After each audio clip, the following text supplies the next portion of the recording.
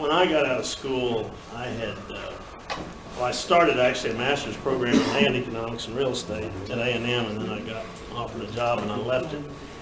So I never finished my master's, but I had a bunch of hours back then that counted towards a real estate license, and I ended up getting my license in like 86 or 87, something like that. And then a few years after that, I got my broker's license. And I maintain that to this day because I learned, it took a few years, but a few years into my career in this business, I got to sell some real estate. And we sold a house, and it was not a big deal, but the commission check was nice. And that's when it struck me that everybody should be, if you're going to be full-time in this industry, and you're going to sell really about whatever, unless you're just going to do just benefits or something. But if you're going to be in commercial auctions, you should probably also get your real estate license, so you'd be in a position to do real estate auctions. And that's just because the paychecks can be very nice. So we're going to talk about real estate at auction and talk a little bit about what opportunities are out there, a little bit about the licensing. We had a question about that earlier. The biggest thing we're going to talk about is qualifying the property and the seller. We talked about that earlier today in general, talking about business liquidations. Real estate's a little different, but same premise. Dealing with the seller, a little bit about planning and marketing, but we're not going to get into that because you have other marketing classes and stuff that you're having here, so won't do much into that. And then conducting the auction, you're going to get a lot of information about that. You probably already have a bunch, but we'll talk a little bit about real estate auctions in particular. And that's kind of what we're going to do. We're going to try to do that all in about an hour and a half at most. But so what are we likely to run into out there? Really and truly in Texas, at least right now, the residential market is on fire in most places, and so consequently we don't get as much business when it's on fire. Now, the ironic thing about that is when somebody says, a broker, any traditional brokers in here? Okay. What's your first name? Monty. Monty. I'm sorry. Okay. Well, Monty, keep your seat. Don't stand up too fast. A traditional broker says, we listed a property. And on the first day it was listed, we got 12 offers. Now, if this side of my voice is talking, it's probably going to say something like, well, then you obviously didn't ask anywhere near what it was worth, did you? This voice would say, congratulations, great job. When the market is great like this and people are then offering more money than the asking price, an auction would have been the best way to sell that. But that's not the case. Usually the case is when they cannot get it sold traditionally, then they start going outside the box and calling, other people, call an auctioneer. Let's see if an auctioneer can get it sold, okay? And right now, residential in Texas, you're not going to get a whole lot of opportunities unless maybe it's a court-ordered sale or something like that. Commercial, there are some commercial opportunities out there. There certainly are. And farms and ranches, man, a lot of rural properties, just prices are going through the roof right now. It's amazing. And so you're probably not going to see a lot of those right now, but times change. And those are always fun to sell. In Tennessee, I actually see it the other way. Actually, there's Really? so many auctions, so many land auctions right now. Texas is a phenomenon in that regard. It's much more difficult in Texas to get people to go to real estate auction than it is in places like Tennessee, Michigan. Yeah, I mean, and literally, they have probably 20 auctions a day. Yeah, You go to. yeah, so it's much more accepted. You go across, just cross the Red River into Oklahoma, rural stuff at auction all the time. I was just gonna say too, I mean, I really believe that we're making a mistake right now not doing it, because one of the things that's going on is you've got real estate agents breaking their code of ethics all the time because they're doing an auction. Yeah. I mean, Yeah, without a license, yeah. Yeah, and, in Texas, the Texas Real Estate Commission, I think pretty much, unless somebody gets a complaint filed against them, they're just not worrying about that. And of course, in Texas, it's the, licensing and regulation department is actually, right. we would have to have a complaint filed with them before they go out and come after them too. Scott? But the markets change, okay? Markets go up, they go down, so I just had a quick this too question. will change, yes, sir. As far as the licenses we were asking before, in order to, you have to have a license, you have to have a real estate license, right? Yeah, So like, what if I didn't have it, but somebody in my company has it? Can I personally auctioneer it? but Good give me question. just a couple of slides and we'll be over here too. Okay. Forward thinking, Dan. Other opportunities, lenders, probably not a lot of that right now, except on lesser properties. And you still have some foreclosures, but not as many as we've had in times in the past. But we're gonna talk about this, try to talk about this, and not necessarily in the current market, okay, but how the market can change and be like it was 10 years ago, something like that. So residential properties, most of them are going to be, single family. Now that could be, traditional primary residence lots. We've done auctions where you sell out an addition where they've had 600 lots and they're down to 50 left, and we auction off the last 50 lots, something like that. And it could just be individual lots. Obviously, you need them to be fairly nice. Done historical homes, condos, townhomes.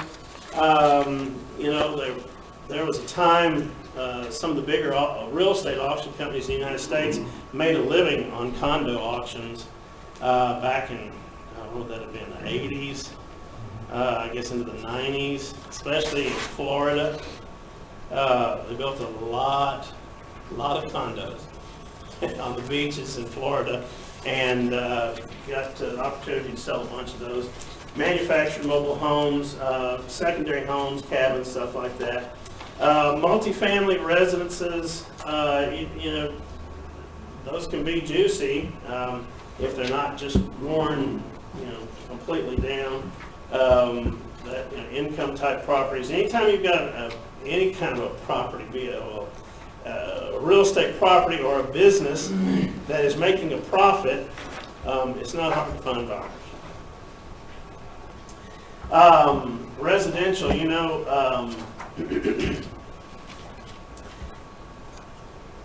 everybody always talks about the location, and it certainly is. Some of the things that you need to think about, these are just things you need to think about when we start talking about residential properties, is, do they have an existing mortgage, and what is the payoff? Now, back, in the dot-com bust days, we had people all the time calling us. They'd be calling us for they said, well, we're moving back to Ohio. Oh, okay. We came here, we worked for something.com, and it's closed, and we're going back to Ohio. We need to sell our house, and can you sell it for us at auction? Because we really need to be gone by the end of the month, kind of thing. And I'm like, you're from Ohio. They go, yeah. There in Ohio, you call the local realtor / auctioneer and say we want to sell the house, and you put a sign in the yard, and they send out an email, and in 2 weeks there's 50 people standing in the yard, ready to fight over it. I said, here it's a little more difficult than that. And unfortunately, it is. But, you know, they would call us and they'd say, well, we bought the house for $300,000. Okay. And that was 2 years ago. And this was a low time in real estate. And I said, what's the payoff? They said, about $285,000. And, you know, as sad as it was, it broke my heart. I said, I can't help you. I said, that's not going to sell at auction. I said, because it's not going to sell for $285,000 at auction. And we had to turn a bunch of those down. Now, in a great market, it probably would have. But they were upside down in their houses, and we saw a bunch of that. Other things, when you start talking to people about residential properties, are you part of a homeowners association? Okay, now the good things about homeowners associations, all things look nice, and there are these rules, and then sometimes the rules, some homeowners associations don't allow you to have auctions. And that's a little scary. Some homeowners associations don't allow you to put signs in the yard to say there's going to be an auction or that it's for sale. And if you stick one in the yard, they'll pull it out. And then there are areas of town, you don't have to even be in a gated community or something. You can have city regulations that don't allow signs in the yard, and they'll pull it out of the yard and fine you. Taxes. What's the tax situation in this area? Are the taxes really high? That's going to turn off some people. What kind of problems are there? And when you go to sell a piece of real estate, you need to have gone in and looked at the real estate. You walk around. You do an inspection. Now, you're not maybe a licensed inspector, but you need to walk through and look at things like, are there giant cracks in the walls, the house settling, you know, are there stains on the roof, there's water leaks, you know, just some of the obvious things. We had a few years ago when the banks shut off money and shut off people's lines of credit, a lot of builders got stuck with half-finished houses and wanted us to auction off a non-finished house. And people don't run to those. Oddly enough, unless if they're a builder, they will. If they're a builder with cash, at that time there were no builders with cash because everybody ran on a line of credit. They never missed a payment. You know, I had people that shut down their businesses and they said, we've never missed a payment in our life. We've been the perfect bank customer. And overnight, the bank said, I'm sorry, I'm calling your note and your line of credit's gone. I don't operate like that. And had to shut down successful businesses. It was very, very sad. But that's not an easy thing to do. I promise you. Is selling an unfinished house. The other thing we start doing when people talk to us about, we want to possibly sell this house, we want to get online and just start on that street. See what else is for sale, and just go out from there and just start working in a circle and see what's for sale out there. The more houses for sale, obviously the tougher the market's going to be for you to sell that one. If there's nothing for sale in that area, well, that's a better sign. And then, how many of those properties are similar? We've done houses that are so strange. Rich people, real rich people, can just be crazy as all get out.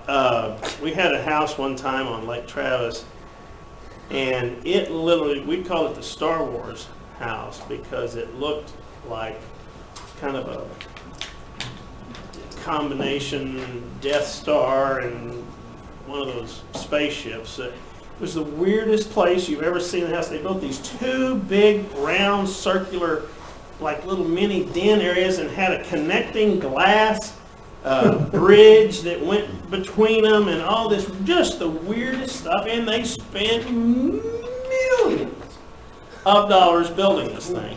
And you just look at it and you go, who the heck is going to live in this house? And they go, we spent $15 million on this house. Elon Musk will buy it in 2 seconds. Well, you'd have to find someone pretty eccentric like that. Spielberg. And that was a real, yeah, Spielberg, that'd be a good one. That was a very difficult property, but there was nothing, and you talk about get a comp? You're not getting a comp. Forget that. No, there's no comp anywhere. Very, very strange. And then the other thing to remember is you still have to disclose just because you're going to auction. I've had people contact me, listen, we've got a bad problem with our foundation on our house. We thought we'd better take it to auction and just not talk about that. Oh, that's terrible. I said, you can't do that? I said, this is still a real estate transaction. I said, we have to disclose everything. Oh, really? Yeah, really. Yeah, we really have to disclose everything. I mean, I would assume you're still using the disclosure forms and all. the Oh, yeah. T-Rex one. Yeah, absolutely. Absolutely. There's nothing, I mean, It's just a method of sale, really. yeah, it's just another method of selling. Yeah. And it's always been amazing how, in Texas at least, how the brokerage community just is petrified of auctioneers. Yeah. And I've gone to real estate offices and met with all their staff, have a breakfast meeting or something like that, and you would think I was a leper. People are just, they're all just sitting there with their snarls on their face, and I'm like, I'm just like another broker. You can make money buying or selling. And anyway, it's a hard sell in Texas. But let's talk a little bit about commercial properties. Obviously, you see, retail, don't get as much retail as you think. A lot of times, of course, retail's involved in any kind of mall, unless you're getting the whole mall. Warehouses, we see a lot of warehouses. We sell some of those. Some office buildings. Manufacturing, we get manufacturing. That can be very scary. Because there's, you gotta, there's a lot of real estate out there that's tough to sell. And there's a lot of times, when you talk to somebody, you want to ask questions and shut up and listen. And a lot of times people don't want to tell you the negative thing about their property right off the bat. You almost got to talk to them long enough for them to feel a little more comfortable about you sitting there talking with them, and they trust you a little bit more before they say, oh yeah, termites ate the whole back wall. Or whatever the negative thing may be. And sometimes it takes a while. And so when you go look at a piece of real estate, it's not a go out there in 30 minutes and I'm back on the way to the office, unless you tell them to kiss off, we're not interested. If you're trying to get the deal, expect to spend several hours with them, okay? And we've got to find out as much as we possibly can about the problem. Why are you selling it? And we'll talk a little bit more about that. Apartments, multifamily housing. If somebody says they've got an apartment complex they want to sell, why? And I'll tell you, 9 times out of 10, there's something really bad wrong. Otherwise, they wouldn't be selling. Is that because they bring a lot of money? Because you're making money. Yeah. And who wants to stop doing that? I'm going to retire. Really? You don't want that money coming into your mailbox anymore. Yes? Can an apartment building be turned into something else just on a dime, or do we have to have? Well, in theory, most things can be turned into something else if you can get the zoning changed. Sometimes a small community, pull some weight in the community, it's not a big deal. You can get the zoning commission, maybe you go to church with half the members of the zoning commission, whatever, that's gonna be probably an easy deal to get that changed, if it makes sense. Sometimes in some communities, just forget it. Austin, Texas, just, that, no, they don't even want to talk to you. Because they didn't want it built there in the first place. No, well, yeah, probably. Hotels and resorts, that can be scary too.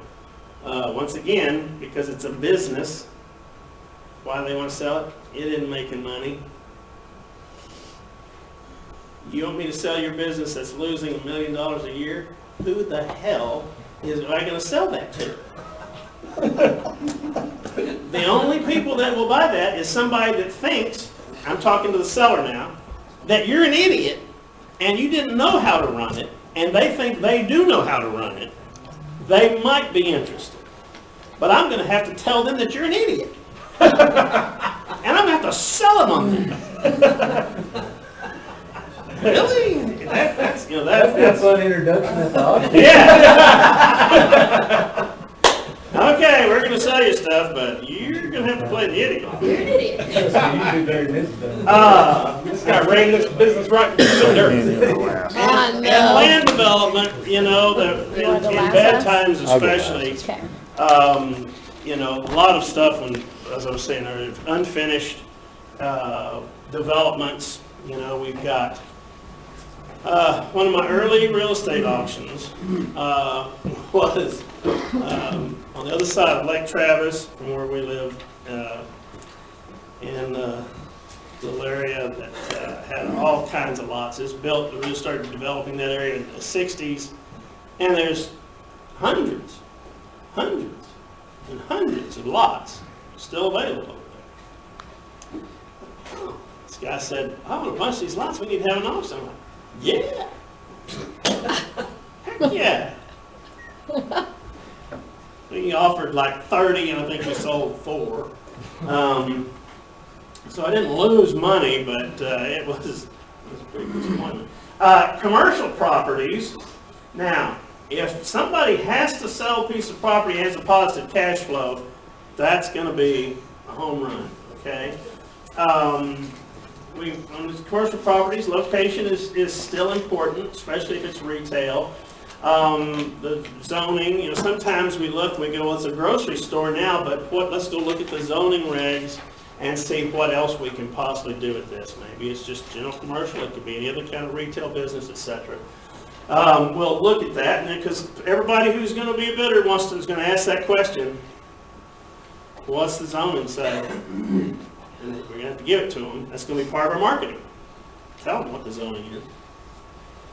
Taxes and other holding costs. We're going to look up the taxes, current taxes. We're going to tell them, we're going to send them a link to the website where they can see the taxes. And then, of course, if there's any other obvious holding costs that maybe involves utilities, insurance, etc., we'll make that information available too. So we're going to need to put that stuff together. Here's a deal that will bite you, and especially in little towns with old buildings. The government passed laws years ago, I can't even remember now when it was, and it's called, what's it called? You have to update, put elevators and stuff in for handicapped. ADA. And so what that is a lot of people would get grandfathered, okay, because you owned it, you've owned it for 30, 40 years, 50 years, whatever, and it's an old building. Well, when you sell it, that regulation is going to kick in, and you're going to have to do updates. Ramps for handicap, possibly elevators for multi-story buildings, and some of that can start costing more than the building's worth. To where you could take an old building, most of the stories that I come up with are stuff that I have experienced firsthand. Old building, small town, everybody loves that old building, it's just really cool, and that's really great, and, you know, we can sell it as is, and, but at some point, you know, they need to know about the Section 88 stuff, that if it's going to bite them, because you know, it may never close. Okay?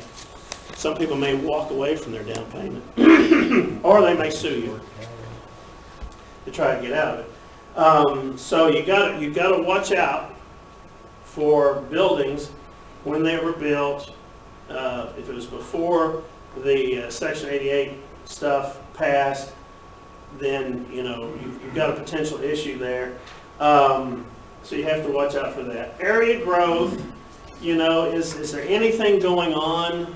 You know, I've gone to look at real estate in places that look like a demilitarized zone, and once again you go, well, it may work for a warehouse.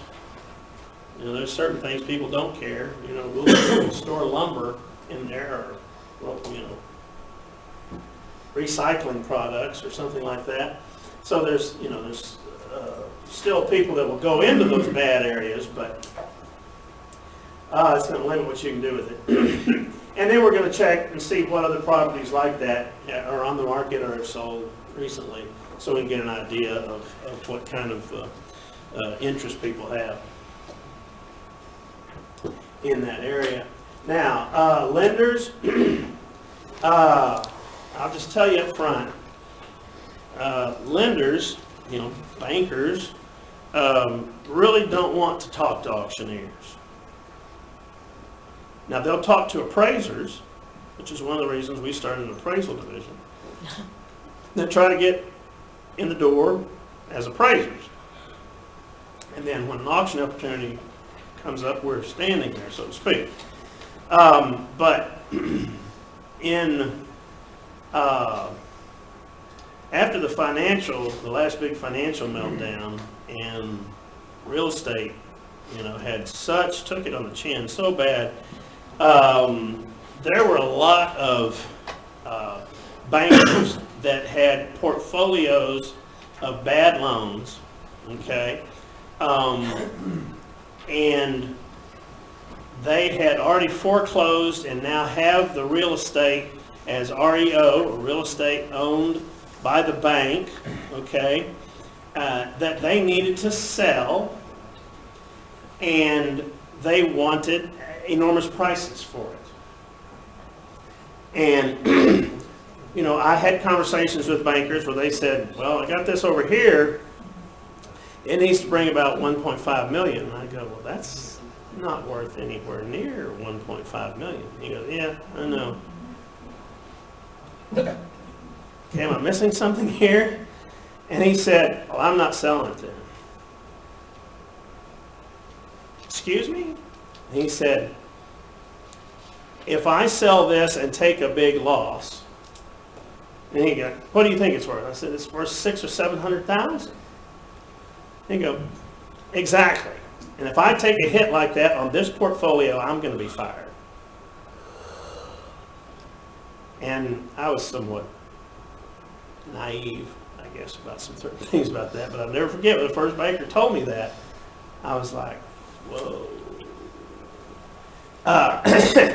And anyway, so bankers in general, you call, I'm an auctioneer and I'd like to talk to you about your REOs. They're not going to take it. Okay, that's just not going to happen. Until somebody tells them they've got to sell it. Now, bank auditor comes in and says, y'all don't have enough cash. But you got all these properties. You got to get rid of them and get more cash in the bank because you're not liquid enough. Then they get serious. And then, if you happen to be there at the right time, those will be good times. So a lot of that's what that, not selling the REOs on their watch. If you know bankers, you know, that's one of those things where you just talk to them. Any place you can meet up with them, at a civic organization,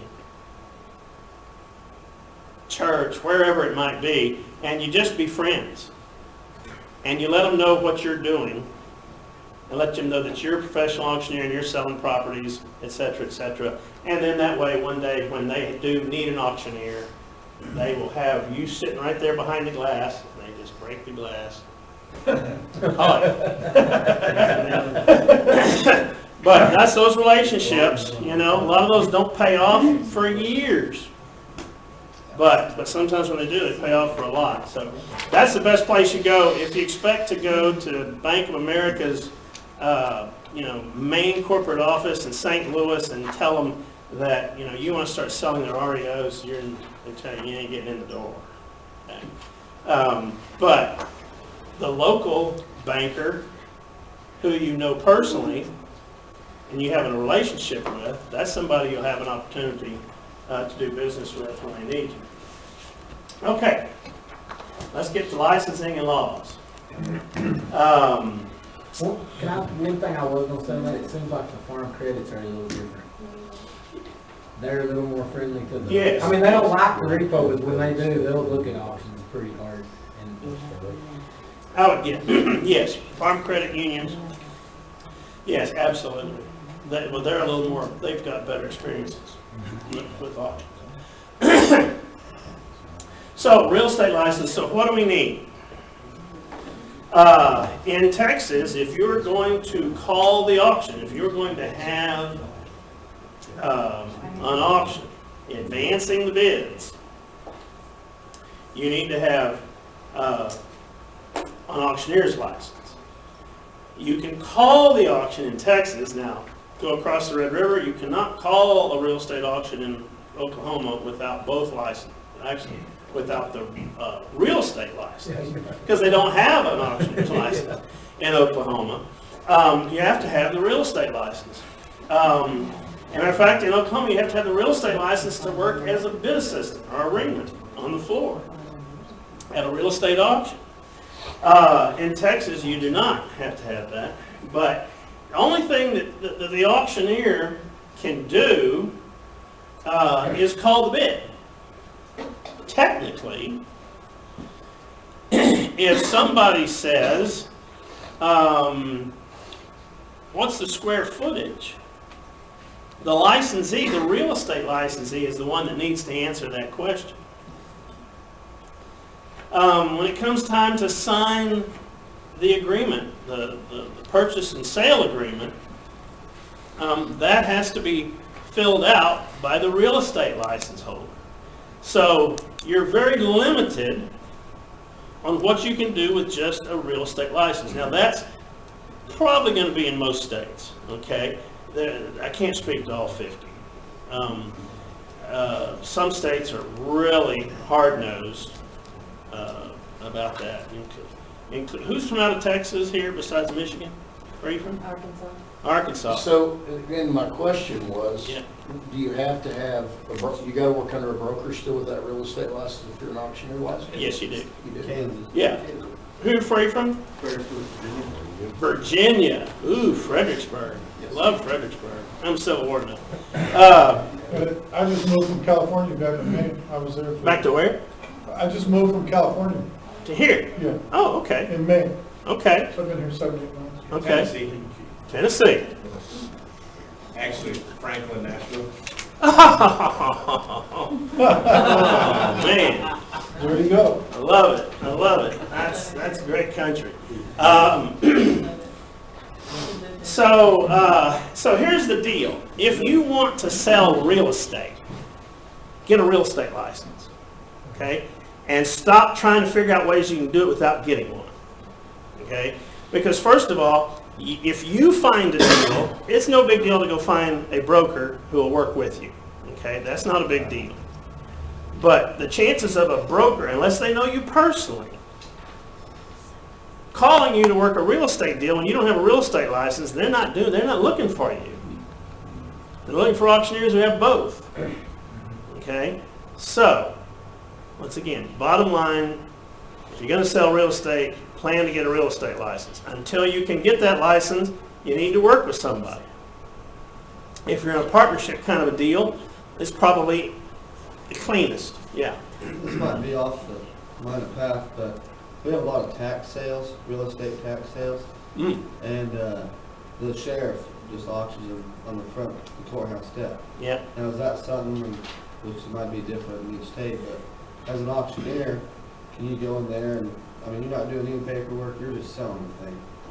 Can you Yes, do that if without it's a, real if it's estate a, license? if it's a sheriff's type sale, in most states, you do not have to have a license to do that. And that's because attorneys do it, you know, call them. If anybody's heard of auction.com, you know, they sell a lot of those, and they use licensed auctioneers. They just don't pay very much, yes. I'm a real estate agent in Kansas, Yeah? and if you work for the government agency, you can run the auction, or the sheriff can run the auction, but you as an auctioneer would have to have a real estate license. But if he's just big calling. Yeah. No, doesn't matter. Yeah. In Kansas, you cannot sell real estate as a bid caller. You have to have a real estate license. We So, have no auctioneer license. interesting enough, in like New York, they, now I'm not sure exactly how the law is stated there, but they use licensed auctioneers. The banks or whoever has, you know, called the note, hires the auctioneer, and so auctioneers are getting paid in some states like that to do those types of auctions, and that's really a good thing. I've done a bunch of those over the years, and it's a whole nother world. Yes. One of the other things that I've kind of run into, because I've got a friend that's an auctioneer, and we were trying to figure out ways to work together, but without him having that real estate license, you got a lot of problems with T-Rec on paying compensation if it's, I mean, if it originated with the real estate agent, because it gets... Great question. Great question. Because you cannot pay people for real estate referrals unless they have a real estate license in the state of Texas. But if you're the auctioneer and you're calling the bids, you're not going to be paid for the real estate. You're going to be paid for your services as an auctioneer. And auctioneers get paid by commission. So that isn't a problem. You can get around that law in Texas. But sometimes you have to remind the brokers, because a lot of brokers, you know, don't think outside the box. Like you So- said, you're not supposed to talk about it in the sale, but and I won't keep asking questions. No, go ahead. But like, let's say, here was the other issue we ran into, like this one property, horse property, this guy, the horse, had a lot of expertise around horses.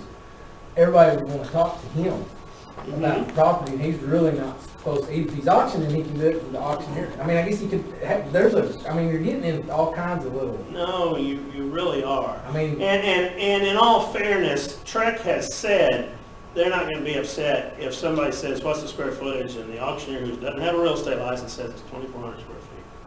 They're not going to get worried about that. But when you start delving into the more in-depth real estate. type thing, if it has anything to do with law, real estate law, then they're going to get upset if somebody without a license starts talking about that stuff.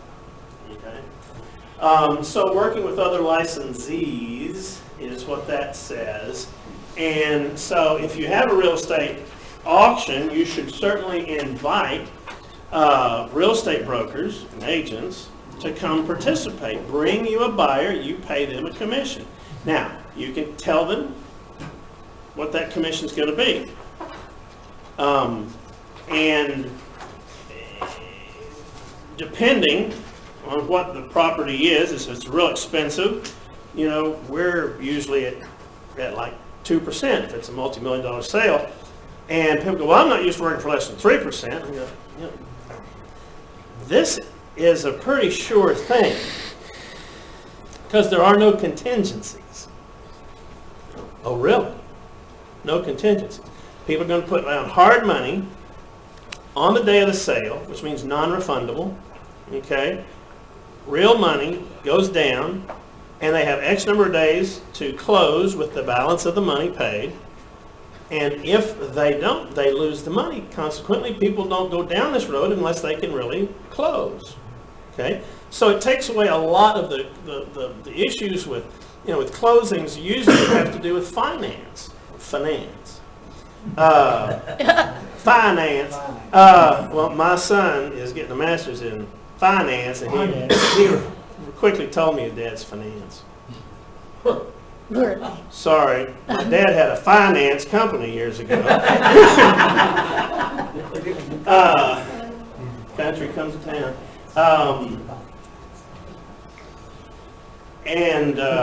Where was I going on that? Finance. Oh, yeah. Yeah, it's the no contingency type situation. So when they bring a buyer in, it's sweet, easy for them. And now, here's one of the things that we do. We make, if you're going to be a buyer's representative at one of our auctions, you're going to have to earn your money, okay? We have a registration form that we require those people to fill out. We require them to come to the auction with their client. If somebody calls us and says, hey, I'd like the information about your real estate auction, we say, great. Are you represented by a broker? And they say, no. And I say, well, what's your name? I say, it's Pete. Pete, we write Pete's information down, not represented by a broker. What does that mean? When the broker shows up with them on auction day, because they just want to have their hand out, no. Nope. We're not paying you. We're paying you, broker, to bring the person to us. That's what we're paying you for. If they want to be represented, they can pay you. But I'm not paying you just to represent them. I'm paying you to bring them to me. If you bring them to me, I am more than happy to pay your referral. Yes, sir. So do you have all the survey stuff already pre-done and do you make sure there's no restrictions or? Well, you need to make sure, yeah, you need to already have done. All that sort of stuff. One of the things that we will usually do is go ahead and get a title commitment done from the title company. So they've done the research, and if there's any, ghost in the closet, we'll find that out. Because we need to know that now, not 5 days before closing. Because we also want to show that to the buyers. Right. So they get the warm and fuzzies, because you go, well, we're not guaranteeing anything. Well, but if you say, well, here's what we know. Here's a title commitment from Stewart Title. You can read it. Everything looks really good to us. You make sure it looks really good to you, and then decide if you want to bid on the property. Do you do a pre-inspection and all the Absolutely. stuff that most people Well, ask for? I like, if it's a residential property, I like to go ahead and pay for an inspector to come in. And then if a buyer wants to bring an inspector in, we'll certainly provide time for them to do that. If they don't, for some reason, don't like this one. Or maybe it's one we haven't, or maybe it's a commercial property, whatever. They want to come, put boots on the ground, walk around, touchy-feely, whatever, absolutely. We make that happen. But they don't have it like they do on a real estate contract where they have an option period and all that. No option That's the period. thing, that's. No option period. That's what I'm saying, Yeah. if you took out all the things that you should be an option period for, then you don't need the option period. If you provide inspection, if you provide, just kind of some of those general things that people would need in an option period most of the time, then actually I think you'd have better buyers because they feel Oh, you more do. comfortable with it. You do, yeah. And when someone starts saying, well, no, I'm not going to do any of that, I go, nobody's coming. Nobody's going to come play this game. Right, okay. Or if they do, they're going to give you 10 cents on the dollar. Right, because they have. When you're going to, we want you to roll the dice on this property. Okay, I'll roll it, but I'm paying you 10 cents on the dollar, Do you ever have during your marketing period too, where guys might come in on a very fairly big one and then want to do some due diligence before the auction, like themselves? Have you had that happen? You talking about potential? Right, potential, Buyer? like say maybe they want to inspect before auction just so they'll be ready to Oh, put down hard. oh, that's money what at we the- require them to do. We Yeah. don't want anything going on the day of the actual auction sale. All that needs to happen ahead of Well, time. I mean, in other words, if they did it in that contract period, they're gonna walk away from their deposit. But if they wanted to do it in advance of that, that's what a lot of them do. That's what we want them to do. Right, right. We want them to come ahead of time. Absolutely do. And we just talked about this. We talked about that. You have to have a real estate broker's license to call the real property taxes. No. But however, it's clear from the language that any other real estate activities performed besides the calling of the auction, such as preparation of written agreement, require a real estate license. Okay. Broker, it's just talking about what a broker is, and what they can do. When you need a license. The chapter does not apply to attorneys. Any attorneys in here? Now you can talk about They it. had it figured out, They get exempt from all these laws. So real estate applicability, this chapter does not apply to an auctioneer license under chapter 1802 while conducting the sale of real estate by auction if the auctioneer does not perform another act of a broker or salesperson, another act. So, it, as I said, limits you to calling the bids. We talked about working with other brokers, and you need to invite them. If you don't offer to pay participating buyer brokers, they're going to poo-poo you, and you're making enemies. That's not smart, not a smart move at all.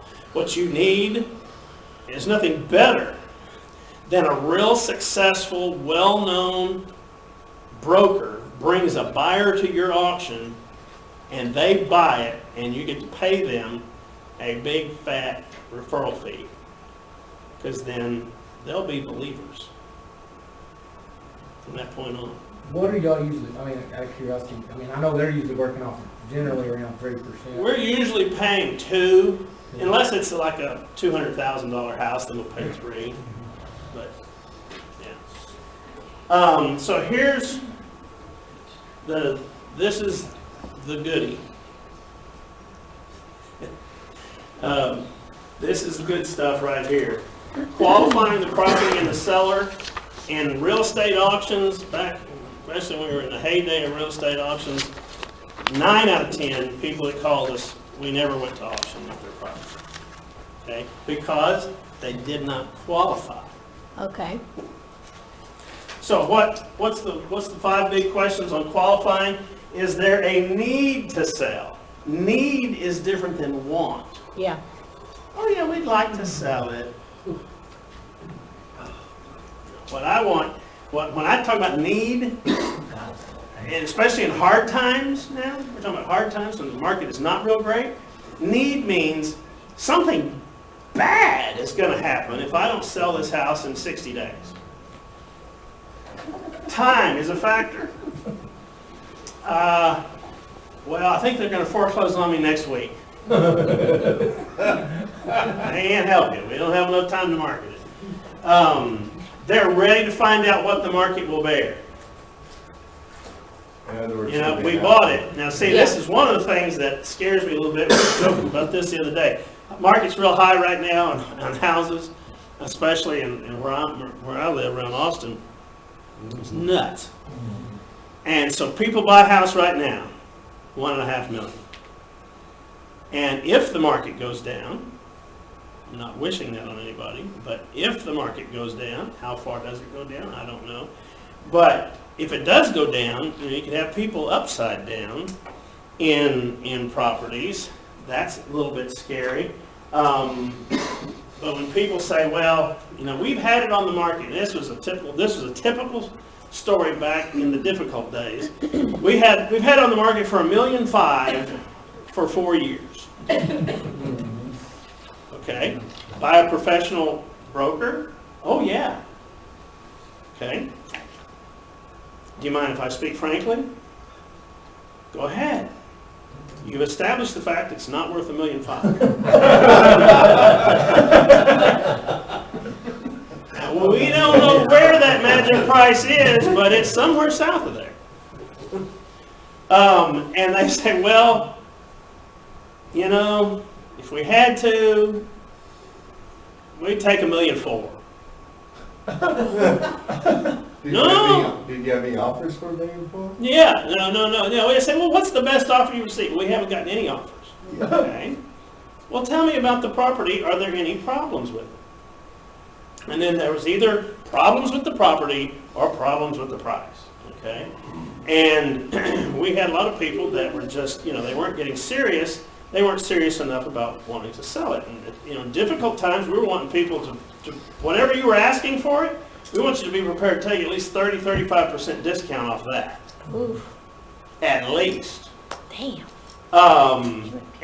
But that was hard times. Okay? And just because you've come to an auctioneer, I mean, the word auction does have some magical, mystical qualities to it. The word bankruptcy has amazing mystical qualities to it.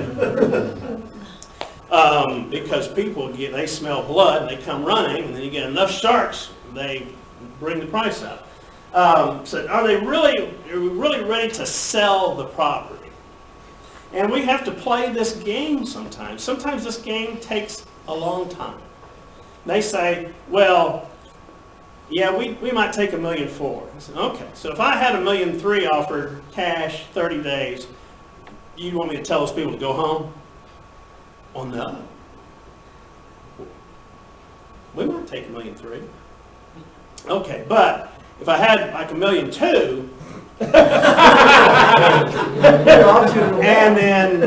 and then, you know, they were ready to close, you want me to just chunk them out the front door?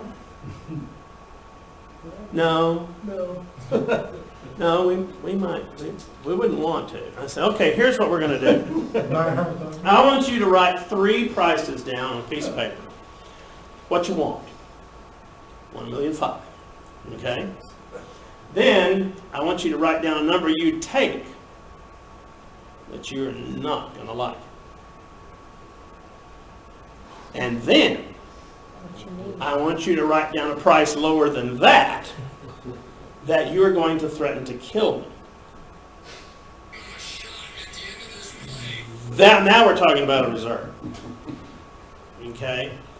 That's the number that we're talking about. Because the whole I want thing, yeah. So it changes a little bit. Well, one, the equity, we touched on that. Do we have any equity? You know, we paid $1.5 million, we owe $1.4 million. We paid $1.5 million, we owe $200,000 on it. That's a lot of equity. We can do something there. And then, so find out how real they are, how serious you are about wanting to have an auction. You're going to put the money up front for the marketing.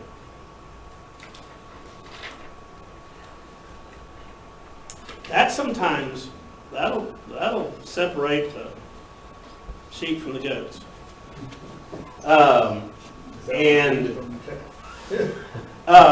Is the marketing like that pricey that it just makes people go, okay? The biggest budget I ever had for a real estate law auction was $150,000. It was a multi-million-dollar commercial tract on Galveston's East Beach. And it was a tough time, and they owed $1.1 million, and the bank bid it back at the auction. We didn't get it sold, but we let the market know about it. By golly, I mean, we saturated the market. And that's the trick about the traditional listing and an auction. An auction is going to have it on a specific date. Okay? And so, you know, with the traditional listing, you got this listing that goes out 90 days, 120, however many, 6 months, whatever. And then you can extend it. Well, with an auction, we're going to go out here, we're going to hit this wall. This is the day this auction's going to happen. Everybody's got to know about it by that day. And we can't just, put it on our website and send out an email and hope that people show up. We usually have to spend some money. And so that's going to be one of my big points.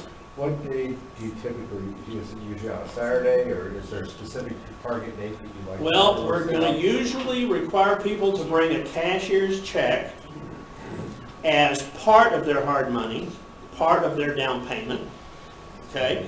Made payable to themselves, so they can easily, when they don't use it, they're not the successful buyer, they just go back to the bank, sign it, put it back in their account. As opposed to having made payable to us, because that causes a problem. They sign it over to us, see, or over to the title company. And what would you ask? Ask if there's a day of the week that you Oh, prefer. the day. over So my point was, yes, Saturday or I want it to be a Sunday. banking day, Okay. because notorious people, buyers are notorious for, oh yeah, we're supposed to bring what are we supposed to bring? Bank letter? Can I just pay you the personal check? No. It's a cashier's check for $10,000, whatever that amount is. And then you can write us a personal check for the balance of the down payment. Because we're going to probably charge something like 10% down on auction day. And maybe we require you to bring a $10,000 cashier's check, and if the down payment's going to be $100,000, you write a $90,000 check to the title company. And that, with your cashier's check, would go to the title company as your down payment. So I want them to be able to go to the bank that morning and get a cashier's check if they have to. So I always do it Monday through Friday. Yes, sir. I was curious about other buyer qualification. Do you do bank letter, credit, or anything like that? Well, some people do.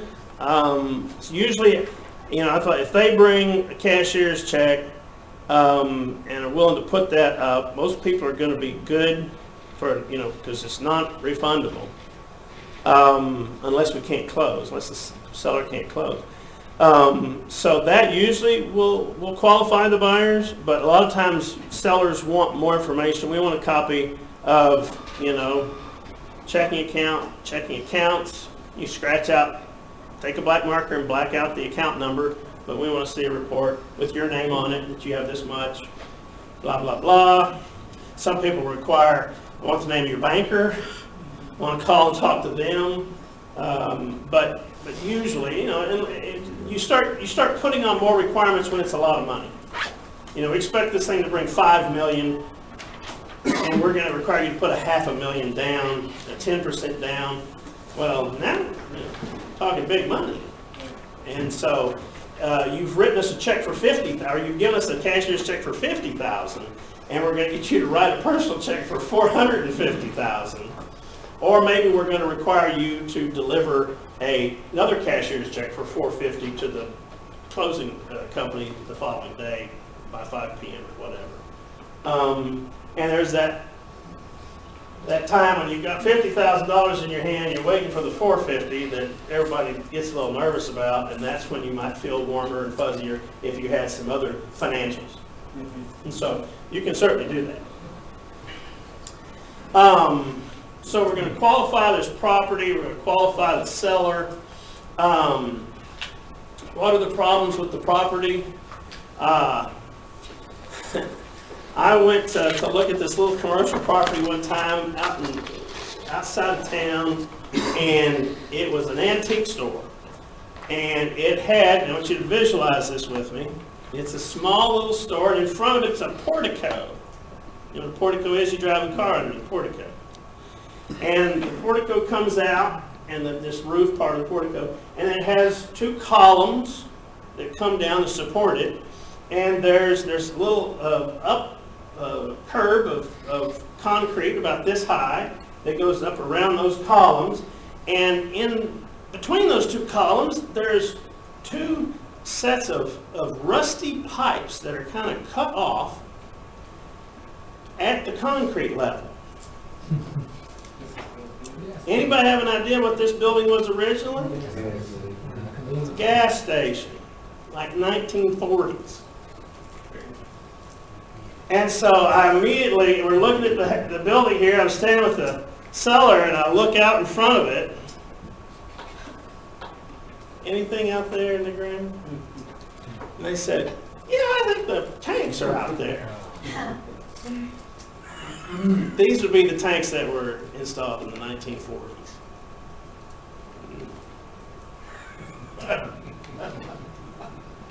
Well, we're screwed.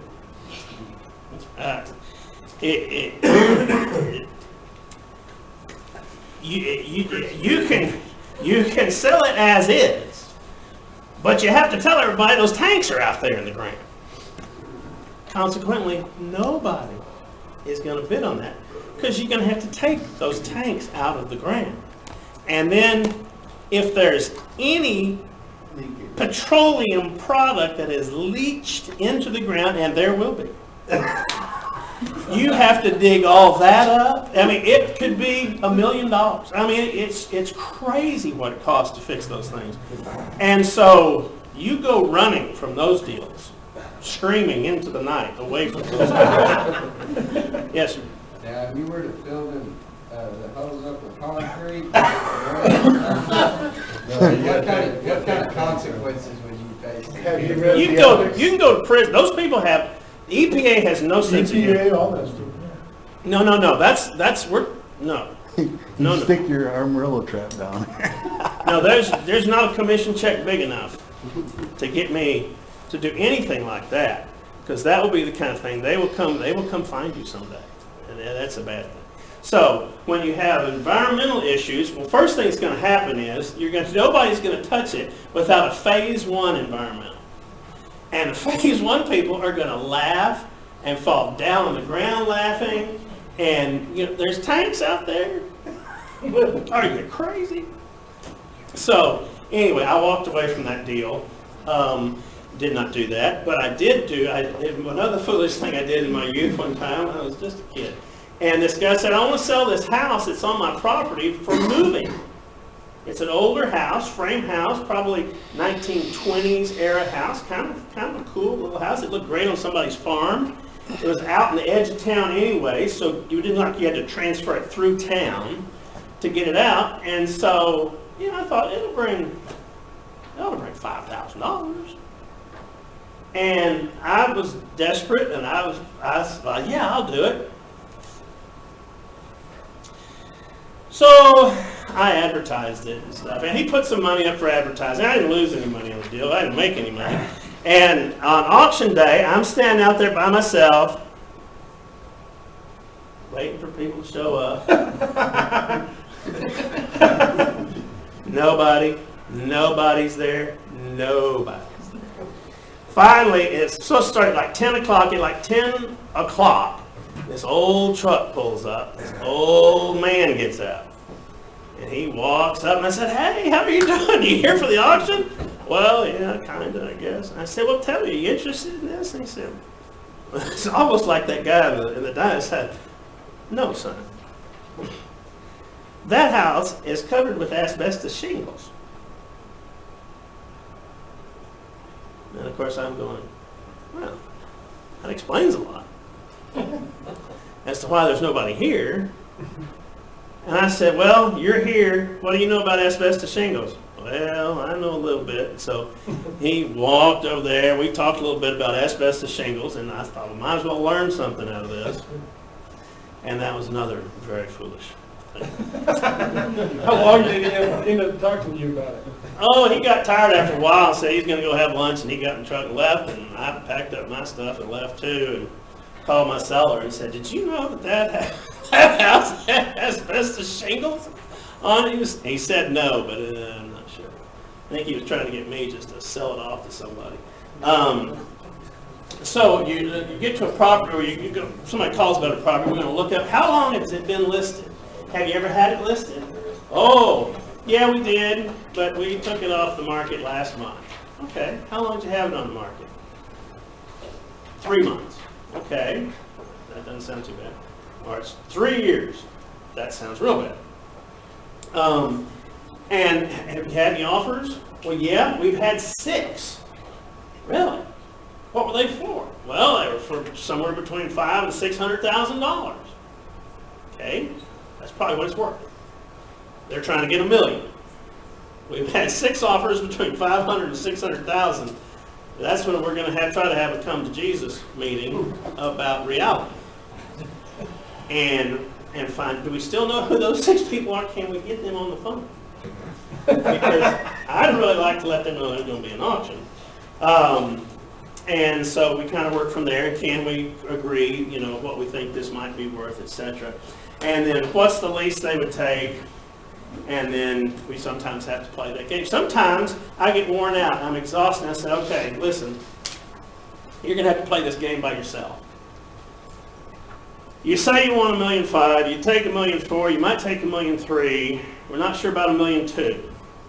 I said, we got to work this. We got to keep working this, because I got to really know what your bottom number is to find out if I think this is feasible to take it to auction. And we come to a number. Finally, hopefully, we do. Now, a difference in that is, had an auctioneer. Was a guy. He was actually in the farm equipment business. Ran still is very successful farm equipment business. His wife came through the auction school at some point many years ago, and he had called me and asked me to if we'd sell some properties for him. And I said, well, yeah, in theory. And so we met with him, and he commenced to tell us that his wife was running all their rental properties. She was managing them, but she had a disease.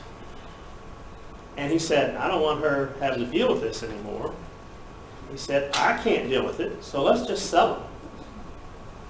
And he convinced me that his reason for having the auction was so good.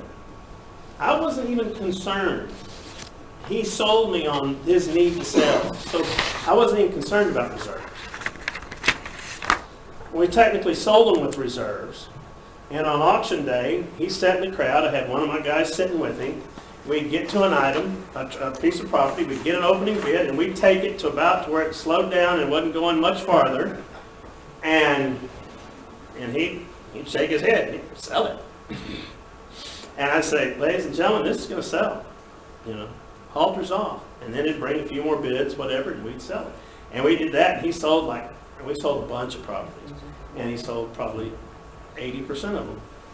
And it turned out that worked out just fine. But that has to be because you understand, no, we're selling these properties. We have got to sell this property. And then that's a great auction situation.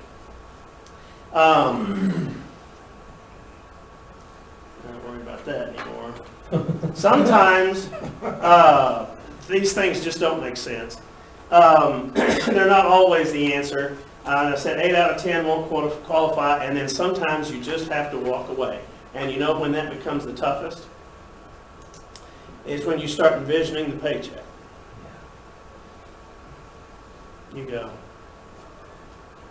well, if this sells at $3 million, and I can make $300,000, that's a lot of money. That changed my whole life. And then you just go into this fantasy mode. And you forget about reality and you start thinking about the fantasy. I really need $300,000. I can do a lot with $300,000. I think we ought to try this thing, don't you? And that can get you into trouble. That's when you need to call somebody else and talk to them. Get somebody else's opinion. Call Mike, call me, call somebody that taught you at auction school, somebody else you know in the auction industry. Get another opinion. Sometimes you have to walk away, and sometimes it just isn't easy. It's not easy to walk away. how long have you owned the property? These are questions we should be asking the sellers. How long have you owned the property? Have you had it on the market before? How long has it been on the market? Has it been listed with a realtor? If it's been listed for sale by owner, a lot of times that's worthless. So we want to know that. Has a real estate firm been advertising your property? What have you been asking for it? What's been the best cash offer you had without contingencies? It's a trick question. They haven't had it.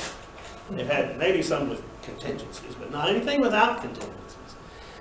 Are you willing to do some seller financing? Wow. Now, a lot of times that changes the whole deal. And if they're willing to do that financially, possibly for tax reasons, that makes more sense to them. That can be, because a lot of people are worried about getting finance. Because we're not going to have a contingency on you getting a loan. So you have to get qualified ahead of the auction. Okay? And the seller's going to be easier to qualify with than a financial institution. Why are you selling? Followed up by, no really. Why are you selling? Remember the old saying, buyers are liars and sellers are worse. What would you do if you had a good qualified bidder at the auction and the high bid was X? We play the game and try to see how serious they are about selling. But let me get to this real quick. This upfront money for the marketing is extremely important. Okay? Because if they say, why don't you just take the marketing at closing? A lot of times, there is no closing. Now, if you're talking about small property and you need $1,500 to advertise it, then maybe that's not a big deal. But if you need $20,000 to advertise it, can you afford to lose $20,000? Because if it doesn't close, the chances of them, oh gee, I'll just write you a check. The chances of that happening are this much. Okay? So a lot of times you have to think outside the box. And Lori and I were just talking about one of our favorite stories, and I always tell this story when I teach this class. Mike Jones and I had worked on a real estate auction together for a guy up, was Aubrey, Texas? Aubrey, is that where it was?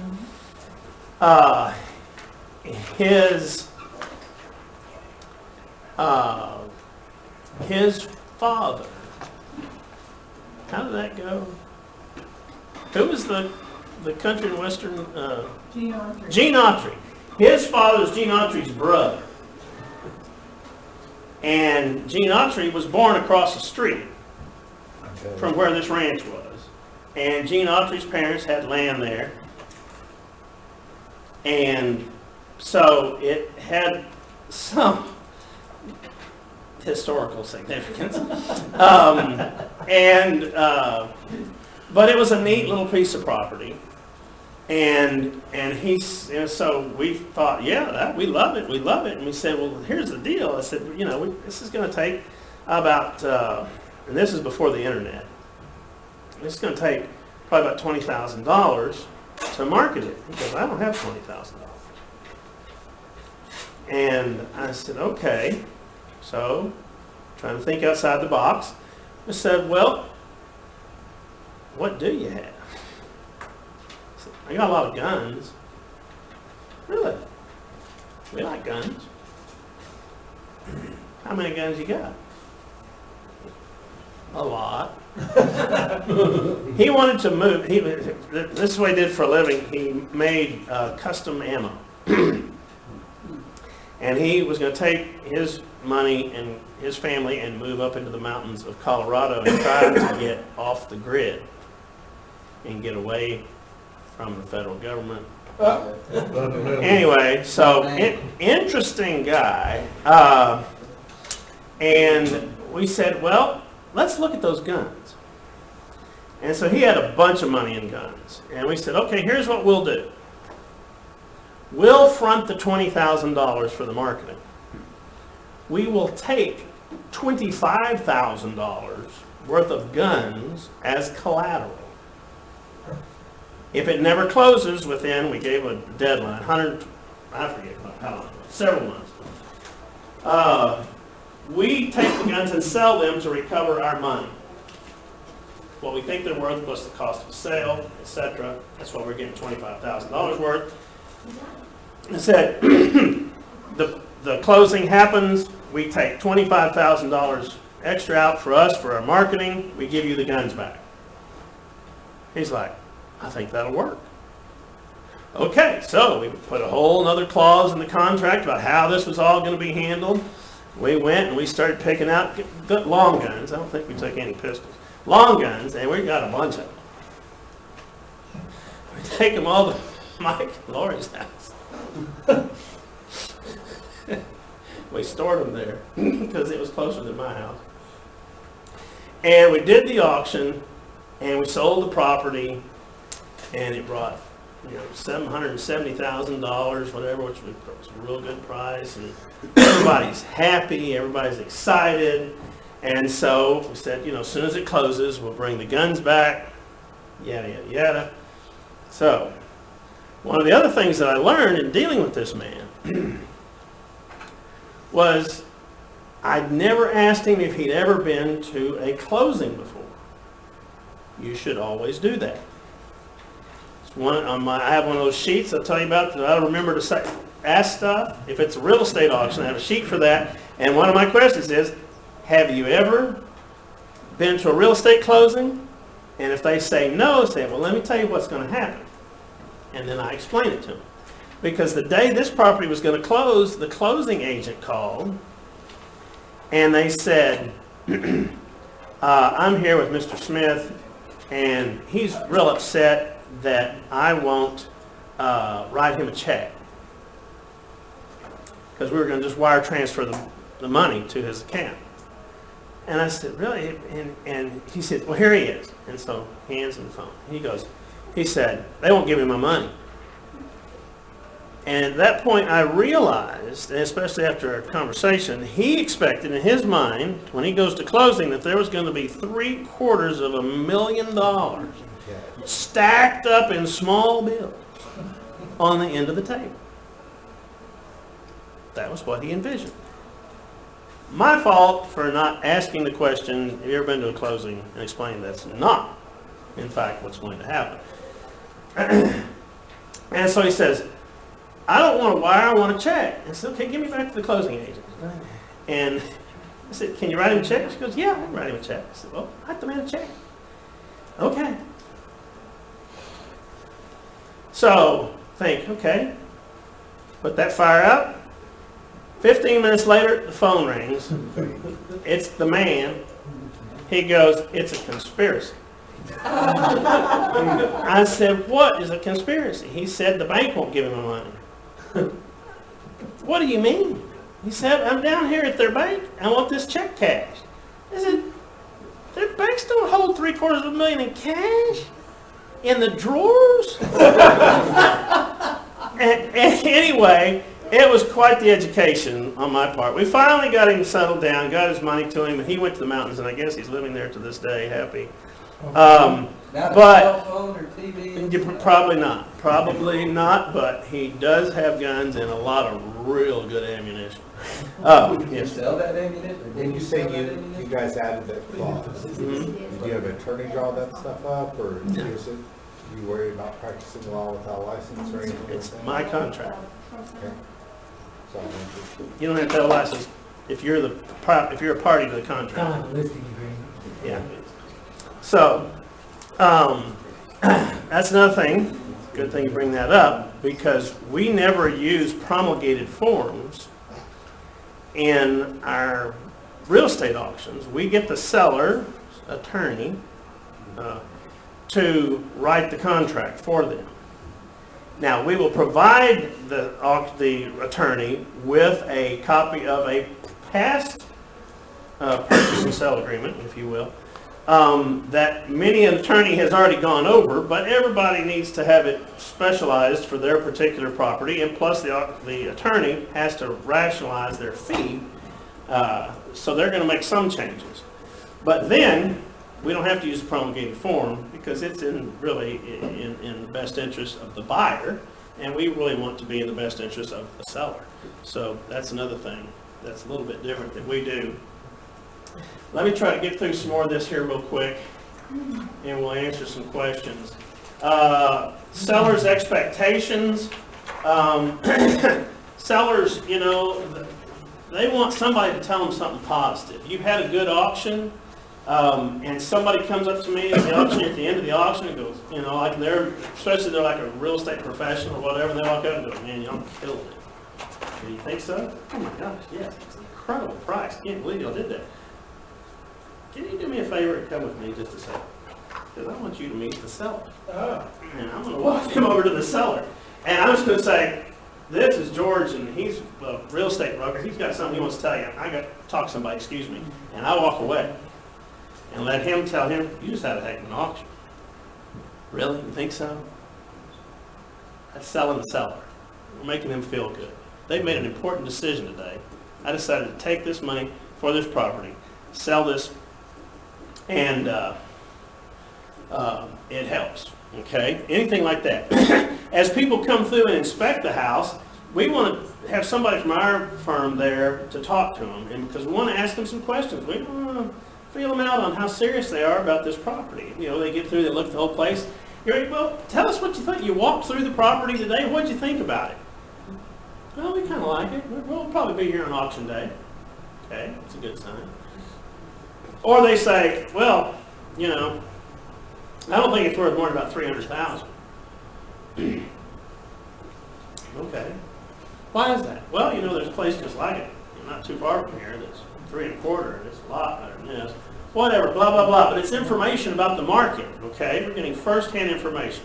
So sometimes it might be something we don't share, but usually we have a fiduciary duty to tell the seller all the information we receive.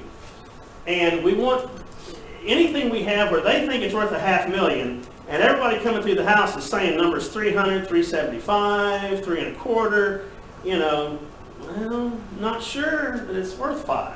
And we want to start getting that through their mind before auction day, too, so that we can have, you know, a little more rational response to what happens. So we'd let them know about those type things. If we've got, you know, if we do minimum bids, I like to have a very low minimum bid that we publish it. Sells to the high bidder above $250,000. And if that price needs to be low enough for anybody slightly interested would go, oh, heck yeah, we're going. It's worth more than that. We're in for $250. Get enough people in there, we'll find out for sure what it's really worth. Okay? So we do that. Figure that out. Huh? That helps with those comments. Yes, and then so they say, when you say the published minimum opening bid is $250,000, they go, we're coming to the auction. Well, they just tell you. They're okay with $250, so that's a good thing. Is that the absolute minimum, or is there? Yeah, sells to the high bidder at over $250,000. Yeah, and the trick to that, the only way that works is just that number is low enough that people get excited. You know, if it's worth $500,000, says sells to the high bidder above $495, nobody's excited about that.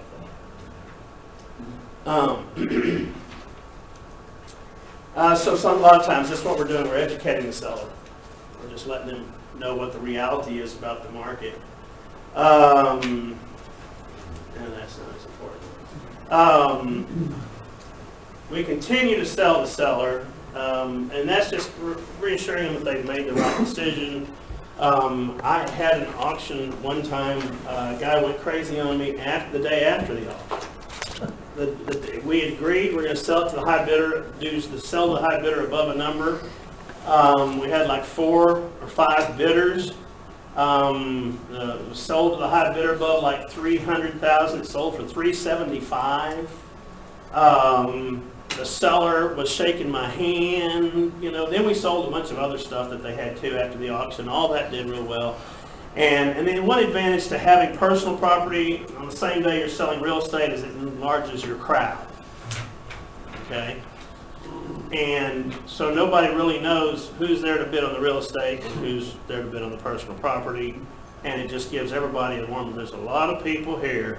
That's a good sign. A lot of people want this. Now, they may all be here for the tractors, but you know, the person bidding on real estate doesn't know that, and it certainly looks good.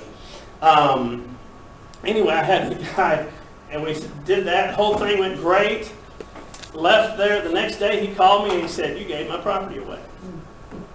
I beg your pardon.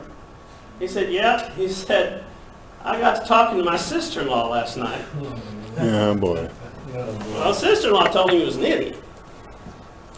And she commenced to tell him and convince him that somehow, through all this, that we had put the screws down. And so he said, "Well, I'm not selling it." I said, "Well, now you need to really look at the agreement that you have signed, not only with us, but with the buyer. And you know, where is this coming from? You know, we didn't put a gun to your head and tell you to sign any of these agreements." And so finally, he went to see his attorney, and his attorney said, "Well, you're going to lose." And he ended up closing. But that was one of those things where I was just like, you know, if you have any positive feedback that you can give to the seller after the auction, between then and closing, you know, people who said, "Oh my gosh, you did great." I said, "Would you send me an email and tell me that?" And then when they do that, I forward that to my seller. And once again, it's just reiterating that they had a good auction. When should you give the seller, bad feedback, negative feedback? Well, before the auction, if people have been telling you, "We think it's worth this, we think it's worth this," he thinks it's worth 500, everybody else is saying 3 something. That's what we tell him that then. We start trying to make his understand the market a little bit better, so that when auction day comes, Not a surprise. we don't have this, you know, "Oh my gosh, what do you mean $300,000? You know, it's not a shock. Okay? Okay, that's, till the property's closed. We're not going to go into the marketing, because you're going to get a lot of information on marketing. The proposal, basically, you're going to lay out everything, how you're going to do it. The most important thing is how you're going to market it, how you're going to touch the buyers, where you're going to go find them, and let them know. A lot of times, you know, people don't know what it is we do behind the scenes. I like to tell them what we do behind the scenes. You know, "Oh, you just show up on auction day and make that noise and get a big check." Well, no, the calling of the auction is about 1% of what we do. The other 99% is the stuff we've done every day for the last 60 days getting ready for your auction. But let them know and list all that in your proposal, so they know. They go, "Oh, well, you really do work for your commission." And we lay out in there what the expenses are going to be, what's going to be up front, etc. If it's me, it's all going to be up front. Now, the day that you get ready to do a deal with somebody and you're going to front the advertising money for a real estate auction, you call them day or night, anytime, and I will try to talk you down. Okay? If you can't reach me, call Mike. But I promise you, that's dangerous. What are we selling? We're selling acreage. How are we going to sell that acreage? Well, there's a lot of ways. We could sell it in its entirety.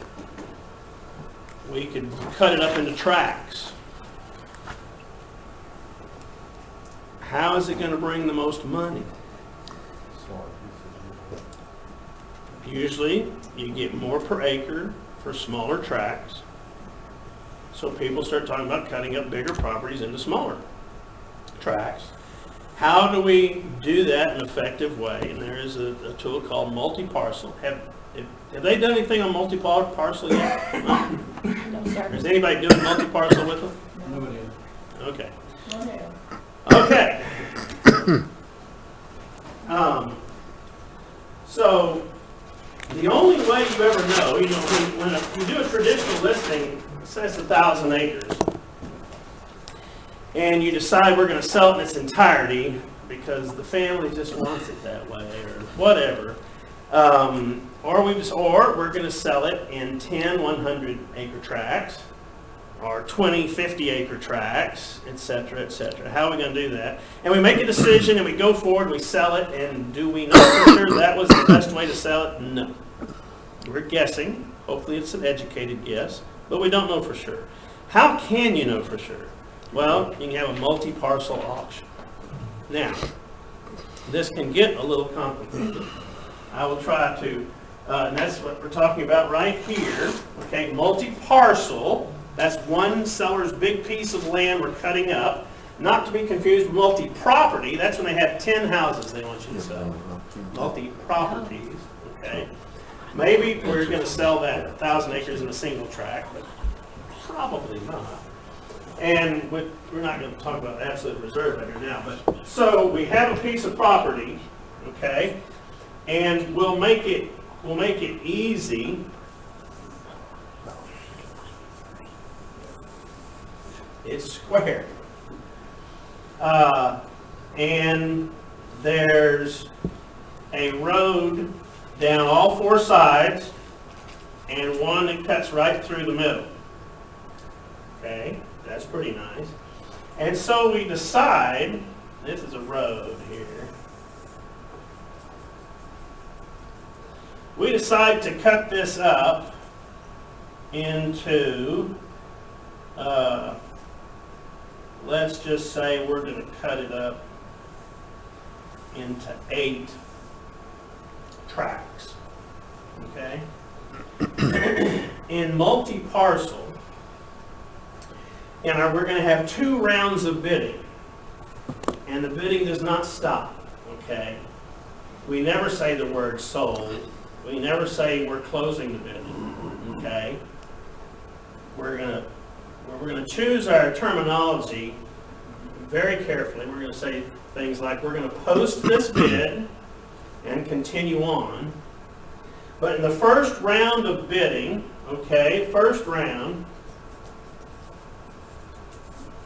of bidding, we're going to get a high bid on each of these tracts. And that can be done from a couple of different ways. We could sell high bidder's choice. You want 2 tracts, it'll be 2 times your bid. You want 8 tracts, it'll be 8 times your bid. We could do it like that. We could sell them one at a time, okay, and that'll be the first round. And let's say we get, and we can bid on it by the acre. We could bid on it by the tract. And for this purpose, I'm going to say we're just bidding on it by the tract, so we don't have that much more mathematics to do. But this is tract 1, 2, 3, 4, 5, 6, 7, 8. Okay? And we get a price on it in the first round, and we'll have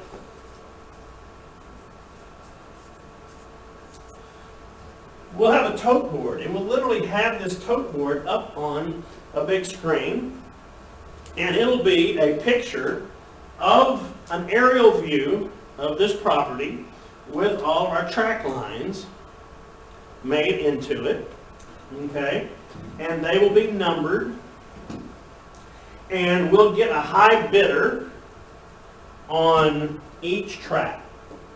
And let's just say, you know, this is 100, this is 110,000, and this is 100,000, and this one's 90,000, and this one's 100, and this one's 120,000, and this is 120,000, and this is 120,000.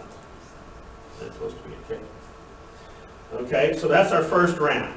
Now in the second round of the bidding, high bidders can put together 2 or more tracts with a raise of, and we will pick a number, it'll be 2% raise, 5% raise, it could be a 10% raise.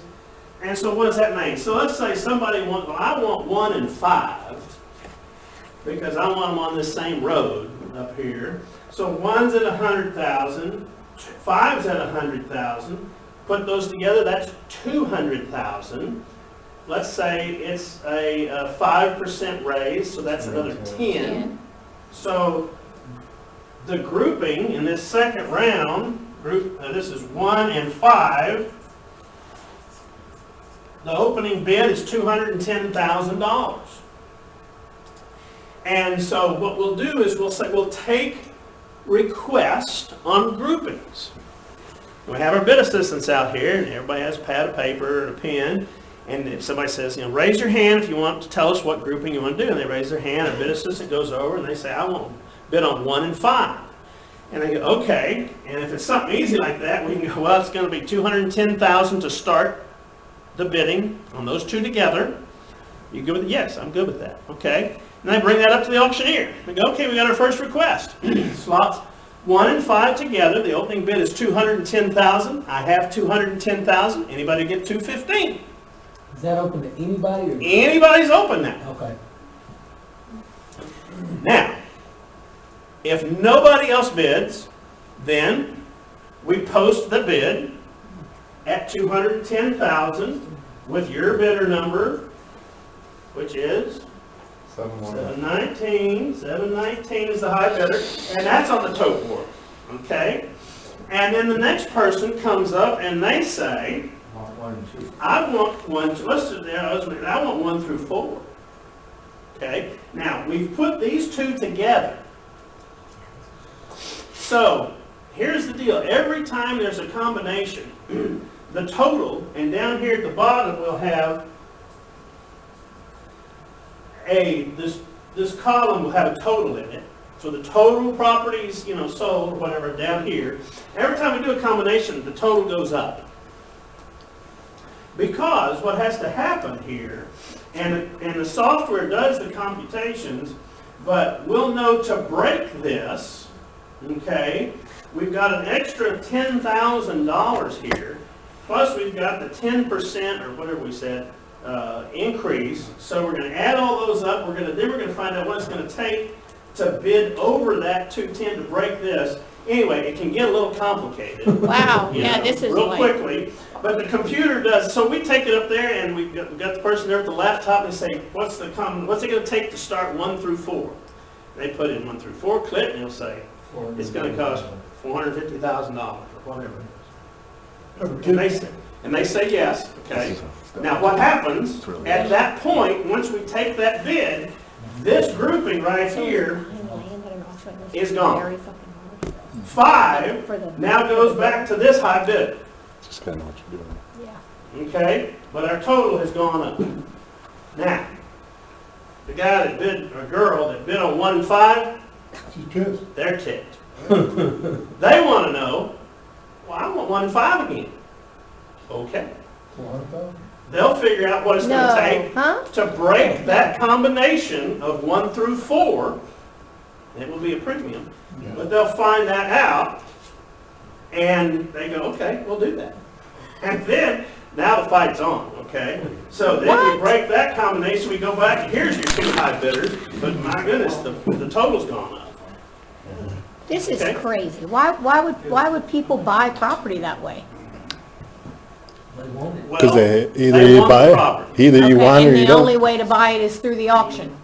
It's not like it's for sale with a for sale sign. No, Gotcha. no, this is what, because why are we doing it? Because we're going to find out what way does it bring the most money. Now you can fight this out for an hour. You can fight it out for 2 hours. And at the end of 2 hours, somebody can say, what's the price going to be for all of it? Yeah, just, yeah. Plus 50. And Okay? the pre- That's the Yeah. most going to money be that wins. number down there plus Every time. 10%. And they go, okay. So you Most Now, people- we've blown all the want to buy it combinations. for you. That's all you can- Now it's all to one person. All the money. And that 1 and 5 person That's says, $1 no, million. I want 1 and He's 5. got the money to do it. What's that going to cost to break the whole deal? And then you can break the whole combination again. Oh my God. All the other properties go back to the original bidders. And here we are up here. So this becomes very interesting. So the best story about this, we sold a place called West Farm This is one what they're gonna time, do. southwest of Waco. and it was a great auction. And this guy's shaking his head. We had tables like this set out in the room. We had calculators and cold drinks and refreshments and everything, because everybody's in there for several hours. And finally, this old guy, I mean, he'd been just walking around and shaking. He was mad. You could tell he was mad. He didn't like it. And everybody's leaving, and I'm standing over there kind of glad-handed, and as people are going out the door, and he said, let me tell you something. I hate this. Yeah. But when I get ready to sell, I'm going to call you and do this. Because what he knew it did was it squeezed as much money out of that property as could be squeezed. He didn't like it as a buyer, but he understood it as a seller. And it's very intriguing. So it's the way you find out. What way was it worth the most money? Well, I don't know, but we will know when this is over. So, Do you like, Just a second. do Yeah. you like your bidders top? Top? Because like in my market, you know, say you got 1 through 5, well, a lot of times 1 and 5 will get together and somebody has to raise their bid. You know, because Well- 5 can't come up, but I as 1 can. This is a good auction to where in your bidder's packet, you put like a one-page sheet and talk about bid rigging. And two bidders talking to each other to lower the bids is a felony in the United States. Oh, wow. Sherman Antitrust Act. And I've heard of auctioneers, Right. and then of course, God forbid, you're doing this for the government. Because then it's real easy to get a federal marshal to show up. But it's a federal crime. And you put everybody on notice. I know no one here would ever do this. And you explain what bid rigging is, and it's a felony, and we're recording all of this. Everybody. So no. And so we're going to try to put a stop to that. Now, could they have gotten together in the parking lot, talked about it ahead of time? Certainly they could have. We would have to prove there was bid rigging. But you'll figure it out a lot of times. and it's always You have to have nice. a plan. Like I've seen it before. No We'll just sell shit, so it choice. happened. And now all them guys that are gluing together, like, Trust me, my dad. oh crap, that new guy, once he get a bid, how's Yeah. he gonna blow us all up? Yeah, choice is a beautiful thing for those type deals. Yes, go ahead. Can multi-parcel kind of limit your buyers as to people that would want to buy the property like as a whole?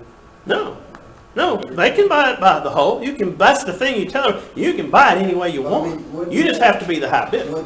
Would that kind of deter some people possibly? Well, Picking it up like that and then going? it will back and forth? deter the cheapskates who you probably didn't even need there in the first place. But the real people that. The people who want to buy a Mercedes for $500, they're not going to like it. Not at all, yes. So the land auctions versus the residential, whenever you went through the, like, why you're selling it, et cetera. So people can just go this way regardless of bankruptcy or an emergency?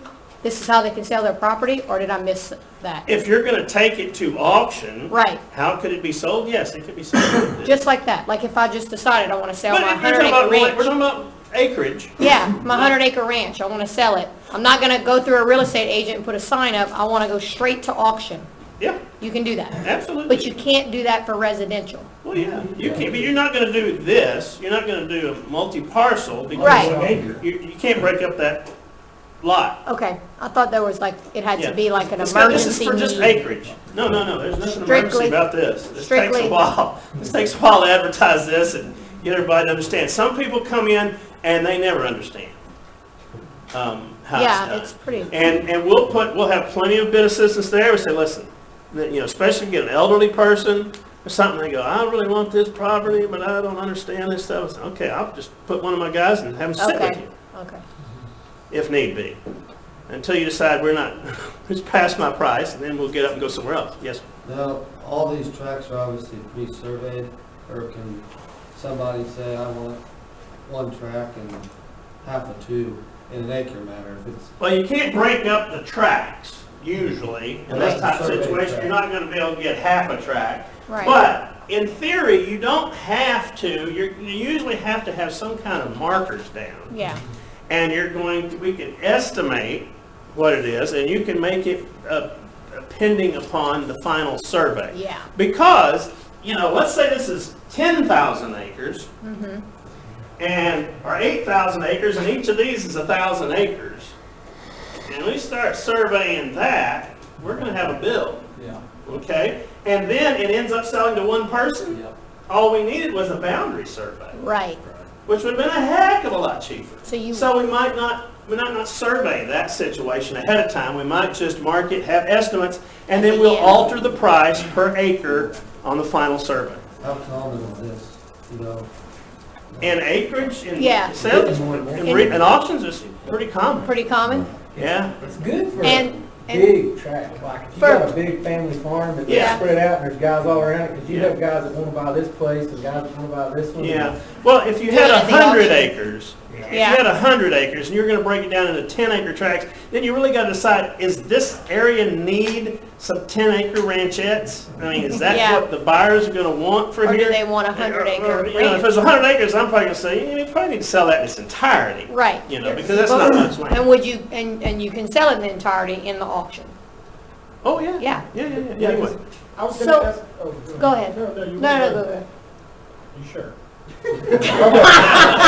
So, say, I love you, say Eric. there's only one access to this piece of land, like a dirt road going up to lot 8.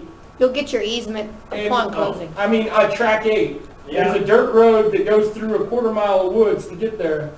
And then the rest of them, there's no access to that part of the land. You have to get an You easement. Get have an to easement. sell it all at once. Well, that's the neat thing about that is I did you that. I can bought put an that inaccessible into piece the of property. deed. There's going to be a 40-foot easement No fucking provided for access to these tracks back Yeah. in here. Absolutely. Yeah. Look, this is kind of like Simon Says, okay? And you're Simon. And so whatever the seller wants to do, we just have to tell everybody what Simon has said. Yeah. Right.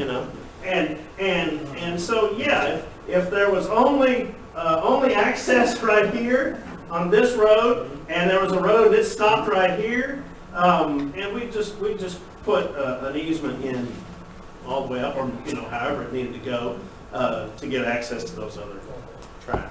So going to a land auction to find a better deal is not the Well, there case. can still be a deal. Well, you might be one of those places. Just I mean, gotta be the right place at the right. Right time? Okay. Yeah, I'm just and- curious and if it's, you're you know, looking to what do buy. you want it for? I mean, if you wanted to build your house on, your dream home, then you're probably willing to give more than somebody who wants it as a deer lease, Right, right. So, what you think is a bargain, what they think is a bargain, It's it's two different things. things. They're thinking $1,500 an acre, and you're thinking $10,000 an Right. acre or whatever. So, Here's On a, this hypothetical, that's like, let's call it 800,000 at the end of round 1. yeah.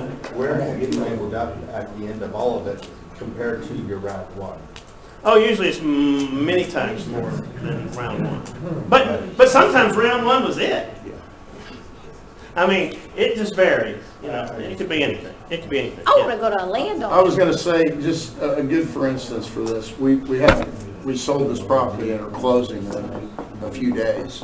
But they put this new lake in, we own this 100 acres, and we broke that property down into 3 tracts. Yeah. And so we got the most that we could, we ended up selling it in 1 tract. Mm-hmm. But the 3 tracts broke down, brought better money. Sure. And the whole thing, because he had to be down. Well, see, here's the 3 tracts. deal. Here's the deal. You've got the one-track buyer, okay, and they have this mentality, what they think it's worth. Well, all these small-track buyers are thinking it's worth more per acre.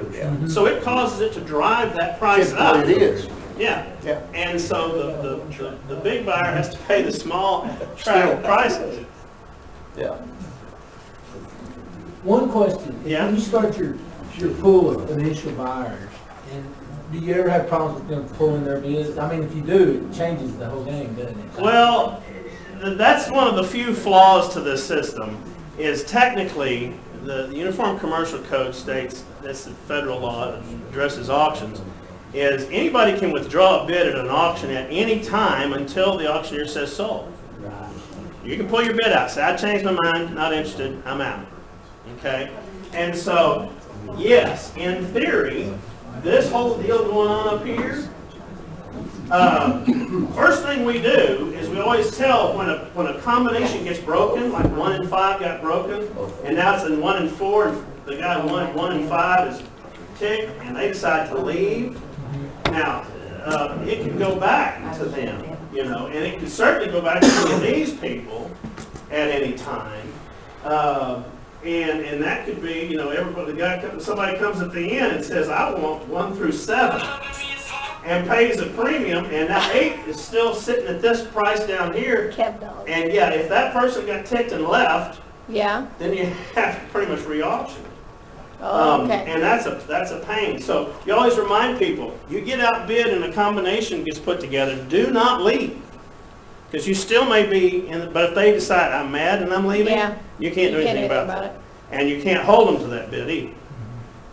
You can threaten to hold them to that Does the bid. software have If a they way know to do anything that? about the law, they're going to say, Does the software have a way though you can pull that bid out and it'll like adjust? oh yeah, if you had to, yes, if you had to do something like that, you do. I seldom, I don't ever recall anybody ever leaving like that, any of ours, but I've heard of it happen in places, yes. So I just, an example, I was at a land auction in Georgia a few months ago, and there was, like, in a perfect world, like, every one of those, like you said, are almost really close to the same. Well, what they did is, just like setting up an auction for farm equipment or whatever, you want to put the good one, whatever. Well, there was like 3 lots that was just a swampland. And then there was a couple lots that was like really good lumber and all that. So they were taking the best one they had, and but then you're going to have the swampland in the middle. So they had it strategically laid out to bring the most money. I did an auction in Gun Barrel City, Texas one time. And it was commercial tracts, and one of the tracts flooded, was in the flood zone, and I was like, nobody's going to want that. So we scratched that and moved it over and gave it basically a big hunk of good land to go with it and made that the tract. So you're going to have to take the flood property, but you get good Right, to that's go what with it. same difference, Yeah, but we needed that to go away. Right. We Yeah, needed that's that. what it was. They had, One of the goals of the auction was to get they that had like 3 lots that were just like, nobody wants this. Fertilizer plant. Yeah. Good girl. Okay, we're not going to do the marketing.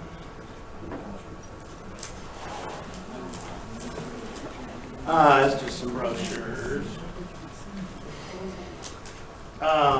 Where are you going to do this auction? As I said, if you're selling like 20 crack houses, we may not do those on location. We may do Oh my those- God, you are They hilarious. do those from a meeting room somewhere with a slideshow and show photographs of it, maybe some aerials, et cetera, et cetera. This is what the property looks like, and this is what we're selling. If it's a piece of land and it's beautiful, we really want to be on the land. If it's got a vista, there's a lake, it's something pretty to look at, that's what I want everybody's eyes on while we're selling. We've got a lake, well, we're going to overlook the lake at the auction. Okay? So that's not unethical to not disclose that it's in a crap neighborhood? Oh, no, I didn't say we weren't going to disclose that. We're going to disclose everything. We just may feel a little threatened, In that neighborhood? yeah, by 20 cars pulling up and everybody standing around in the front yard. And there's gunshots in the Yeah, background? that's the reason Okay. we're at the meeting. We're going to always make sure everybody, and this is a perfect example where you have people sign the terms and conditions. Give property information packets. Usually that's all stuff that's downloaded online. Most people have already downloaded it all and brought it to the auction. Usually you want to set those up to where people have to get permission or have to fill in their name, contact information to download property information packets, so we know who in the world downloaded the packets, and we can call them, ask them if they have questions, and yada, yada, yada. We have all of our contracts. available electronically. People can download those ahead of time, but I always bring everything hard copies. Somebody goes, my phone died and I can't look at that so-and-so. Here's a hard copy. So don't assume that everybody can even get online. If I've had people, elderly people, who say, I don't have a computer, I wouldn't get on the computer. Well, give me your mailing address and I'll mail it to you. Handing questions from the bidders is what that says behind the deal there. And Mike touched on this, I think, earlier today, but in a real estate auction, when we start out the day and people start coming in, they're registering at the registration table and they're sitting down in the audience, as if this was our audience, we'd have our bid assistant standing there waiting. As soon as somebody registers, one of the bid assistants kind of saunters up to them and very nonchalantly, very low key, says, welcome to the auction. I'm one of the bid assistants. Hi, my name's Scott Swinson. If I can answer any questions for you, help you out at any time, that's what I'm here for today. And so let me know if you have any questions. And they go, okay, and they sit down. And as we get 4 or 5 groups of buyers sits down, and we're going to start in 30, 40 minutes or something like that. If we get people in there, I'll start making announcements. Say, good morning, everybody. Welcome to the auction. Appreciate you being here with us. We're in our question and answer period right now. If you have any questions, raise your hand. One of our bid assistants will come by, and we'll get those addressed immediately. Thank you very much. There's refreshments in the back. We'll be back and talk to you in a little bit. And then somebody goes, Ringman comes over there, and they say, hey, I'm not sure about this square footage. I'm not sure about this, what, blah, blah, blah. And if the bid assistant has the information, they go, well, here, I think this covers it, and they can hand it to them or whatever. Or they'll say, let me go find out. And maybe it's a question that needs to be handled by somebody with a license. And so they'll come find me or one of the other licensees, and we'll come over and we'll get it addressed. But we never, once we give we're starting the auction, we're giving the terms and conditions, we never open the floor up to questions. Never. Questions are answered one-on-one before the auction starts. Because I have literally seen people say stuff to try to scare competition away. What about all those septic problems? Yeah. That's not cool. Y'all tell anybody about the environmental process? I'm not aware of any septic problems. But we don't want that, okay? And of course, who will be the first person to bid? And if that was that situation, and when that person bid, I'd probably stop and I'd say, so I guess those septic problems aren't that big a deal. Called bullshit, basically. Pardon my French. On that person. I've never had that happen at my auctions before. I saw it happen at a JP King auction one time. But you don't do that. Don't ask. Does anybody have any questions? Have anybody have anything they want to say? No. Does this chant for this quick, or is it a slower thing? Oh no, it's slow. I bid $150,000 and who'll bid $175,000. You know, and then if it gets to going, then you get to going. But it's probably going to be slow and methodical. And Mike's in the back of the room, speed up, speed up, speed up.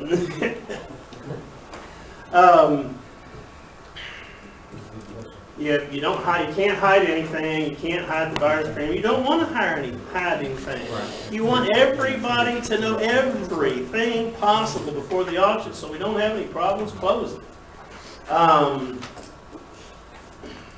It's just contracts, basic contract stuff. We don't use in Texas the promulgated forms, pre-printed forms. The licensee can fill in the blanks. And we prefer not to use them. But I can't write the contract for somebody else because I'm not an attorney. So an attorney needs to do that. And unless you are a licensed attorney, you cannot do that either. Now, can I write a contract for me to sell something for somebody else? Yes, it's my contract. I'm a party to it, so I can write that. The auction... Let's say you're selling 20 properties and you sell the first one, and this buyer's sitting right here, and you ask him, Pete, say, Pete, do you plan to bid on anything else? And they go, no, that was all we came for. I said, well, let's go get you taken care of before there's a line. Okay, incentive, okay. He goes, yeah, okay. Get him up, go back to the back, get him to sign the contract for that property. And then we want to get the seller to sign that contract as soon as possible. Okay, as soon as possible. Okay. And then if Pete says, no, I'm going to bid on lot 3 too, 3 also, then we get past 3 and he gets 3 also, let's go sign both of those contracts. Okay, and we whisk them off and get that signed. Okay, whatever contracts need to be signed, get those signed as soon as possible. You know, somebody says, well, I got to go to the car and get my ID or something like that. Go with them. Send somebody with them. I don't want anybody, you know, the cold feet thing. Now, if they say, you get away from my car, and they get in the car and they drive off, well, then, you know, then we've got a problem. But that kind of thing does not happen very often. But when it does, we have that backup bidder information that Mike mentioned earlier. We'll have a form. A lot of times what we'll do is we'll have it already printed out, and it just says, you know, backup bidder, please contact me if this property does not close, whatever. And the bid assistants can have them in their pocket, and if we sold it over here, but the backup bidder was right here, whatever bid assistant was on this side of the room, work that out and say, you know, you want to fill out one of these, crazy things happen, but if that doesn't close, do you want us to contact you? You go, yeah, I think I do. Fill that out. We know which property number's on there. Give it to me, and I'll take care of it.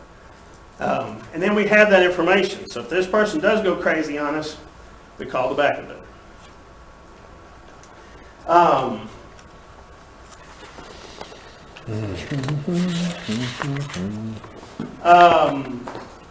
Emails to attendees are a lot easier, and you can bulk those out pretty easy. The reports to seller, you know, it's good that you follow up, and you follow up with the closing agents, and you know, update the seller if there's anything going on with closing, if it gets postponed, anything like that happens. We're also going to continue to represent the property if it doesn't sell that day, because there's the potential that somebody was in the crowd may call the next day and say, you know, we think we'll take it for the reserve. Or I've had people call me the next day and say, I was out of the state, my aunt died, or I got sick and couldn't get on a plane. Whatever the deal was, is that property still available? Well, as a matter of fact, it is. Did you put a protection period in your auction contract? Absolutely. How long do you? At least 30 days. Okay. And more if I can get that. If it's a bigger project, then we might want 60 or 90 days, or maybe even more than that. You know, if we put 2 or 3 months into it ahead of time, we want something probably similar on the other side. Closing, I don't go to closings, and the first time I went to a closing, we got down to some fees that needed to be, this was back in the days when both parties would show up at a closing, and there were some fees that needed to be paid, and they were originally assigned to the buyer, and the buyer said, nobody said anything about those fees, I don't want to pay those fees. And the seller said, I don't want to pay those fees, and they both looked at me and said, he hadn't paid anything today. Okay, I'll pay the fees. But if you're not there, it's not as easy for them to do that. And nowadays, you know, really, it's one person goes in, closes, another person goes in and closes, so you don't usually have any arm wrestling or fighting in the halls and that kind of stuff that needs to be broken up, so it's not really that important anymore. But we want to let the seller know all the things that happened at the auction, how many people registered and all that kind of stuff. Kind of basically, you know, qualifying ourselves for our fees and what we got paid for marketing, possibly up front, etc. And we're gonna, if they paid for it, we're gonna account for every penny. And not just, oh yeah, we spent $50,000. No, here's what we did. Line item. This is what we spent on, you know, X, Y, Z. Line item it all out. And so that you're well covered. Tell the attendees, send them an email, say thank you for being there, we appreciate you, if we can ever help you, yada, yada, yada. And,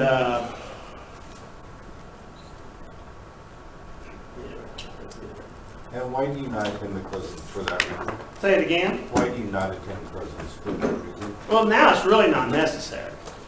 Now, the exception to that would be we're selling the seller some little grandmother or something like that. And she goes, well, I'm just really worried about that closing. I will come pick you up. We'll go to the closing together. We'll be happy to do that. If anybody was worried, scared, whatever about the closing, I would go on the seller side. I would go with them to do that because I'm still representing them. Just curious. But if that wasn't needed, no need for me to be there. Okay, yes, sir. Pre-auction offers, how do you handle those? Love pre-auction offers. Well, you have a fiduciary duty to take them to your seller. And, they either say yes or no.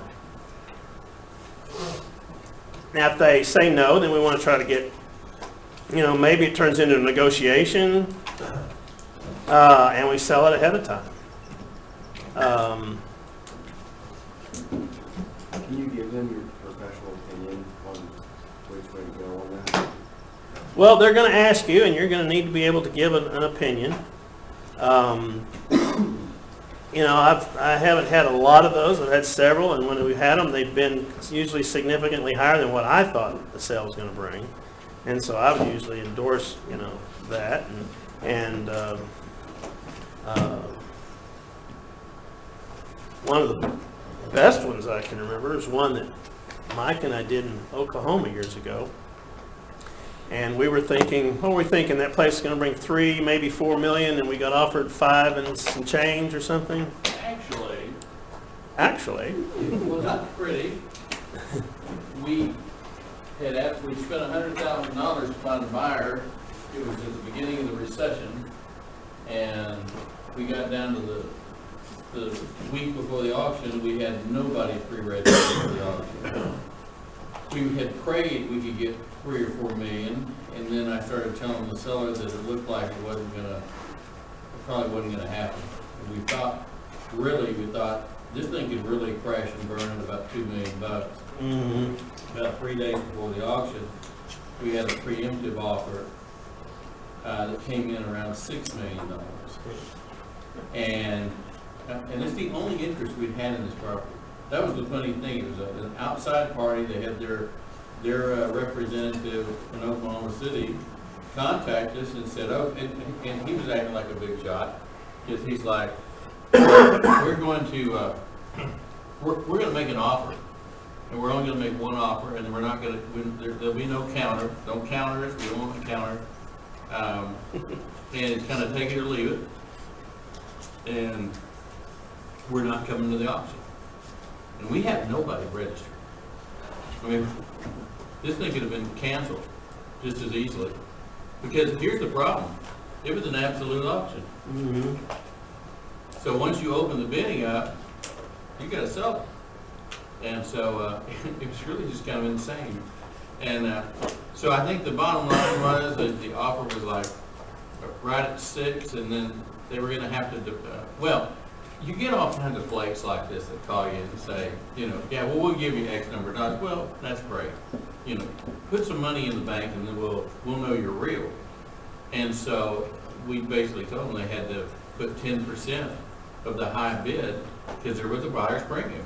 Mm-hmm. They had to put 10% in the bank, non-refundable, if we accepted it.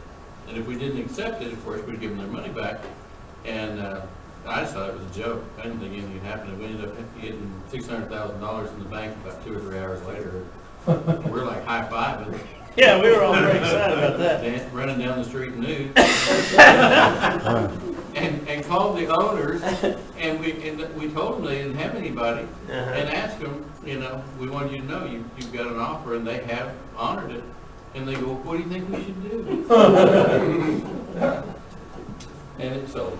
Yeah. It was a great day. Yeah, that was good stuff. So anyway, the big takeaways here, money to be made, it's got to be the right deal. Need to have money up front for the marketing expenses. And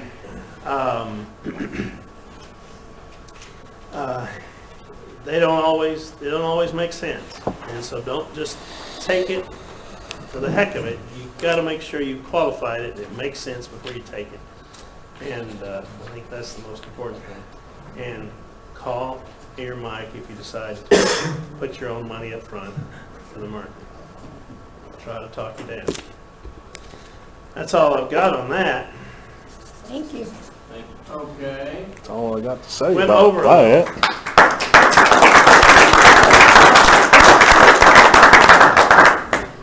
Sorry What? Something. about going over. Yes, very interesting. Is your son at A&M as well? I have one that's still at A&M. I was working on his master's degree and one that's out. That's good. My husband was A&M. Yep. Okay, what we're going to do, we're going to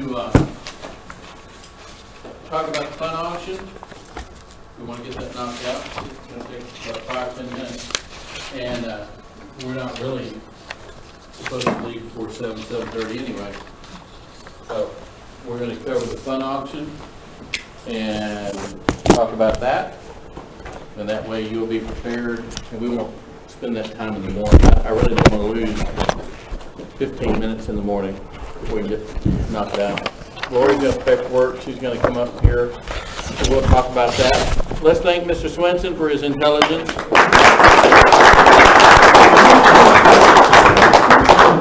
An impeccable ability to grow a beard in 2 days.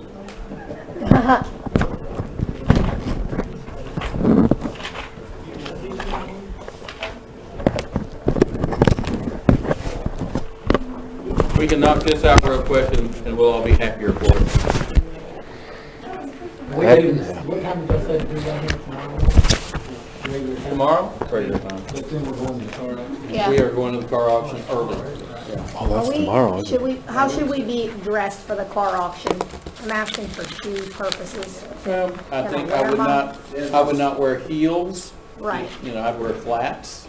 You know, some people can wear heels, but you know, you're walking in a garage, you're walking in a multiple lanes.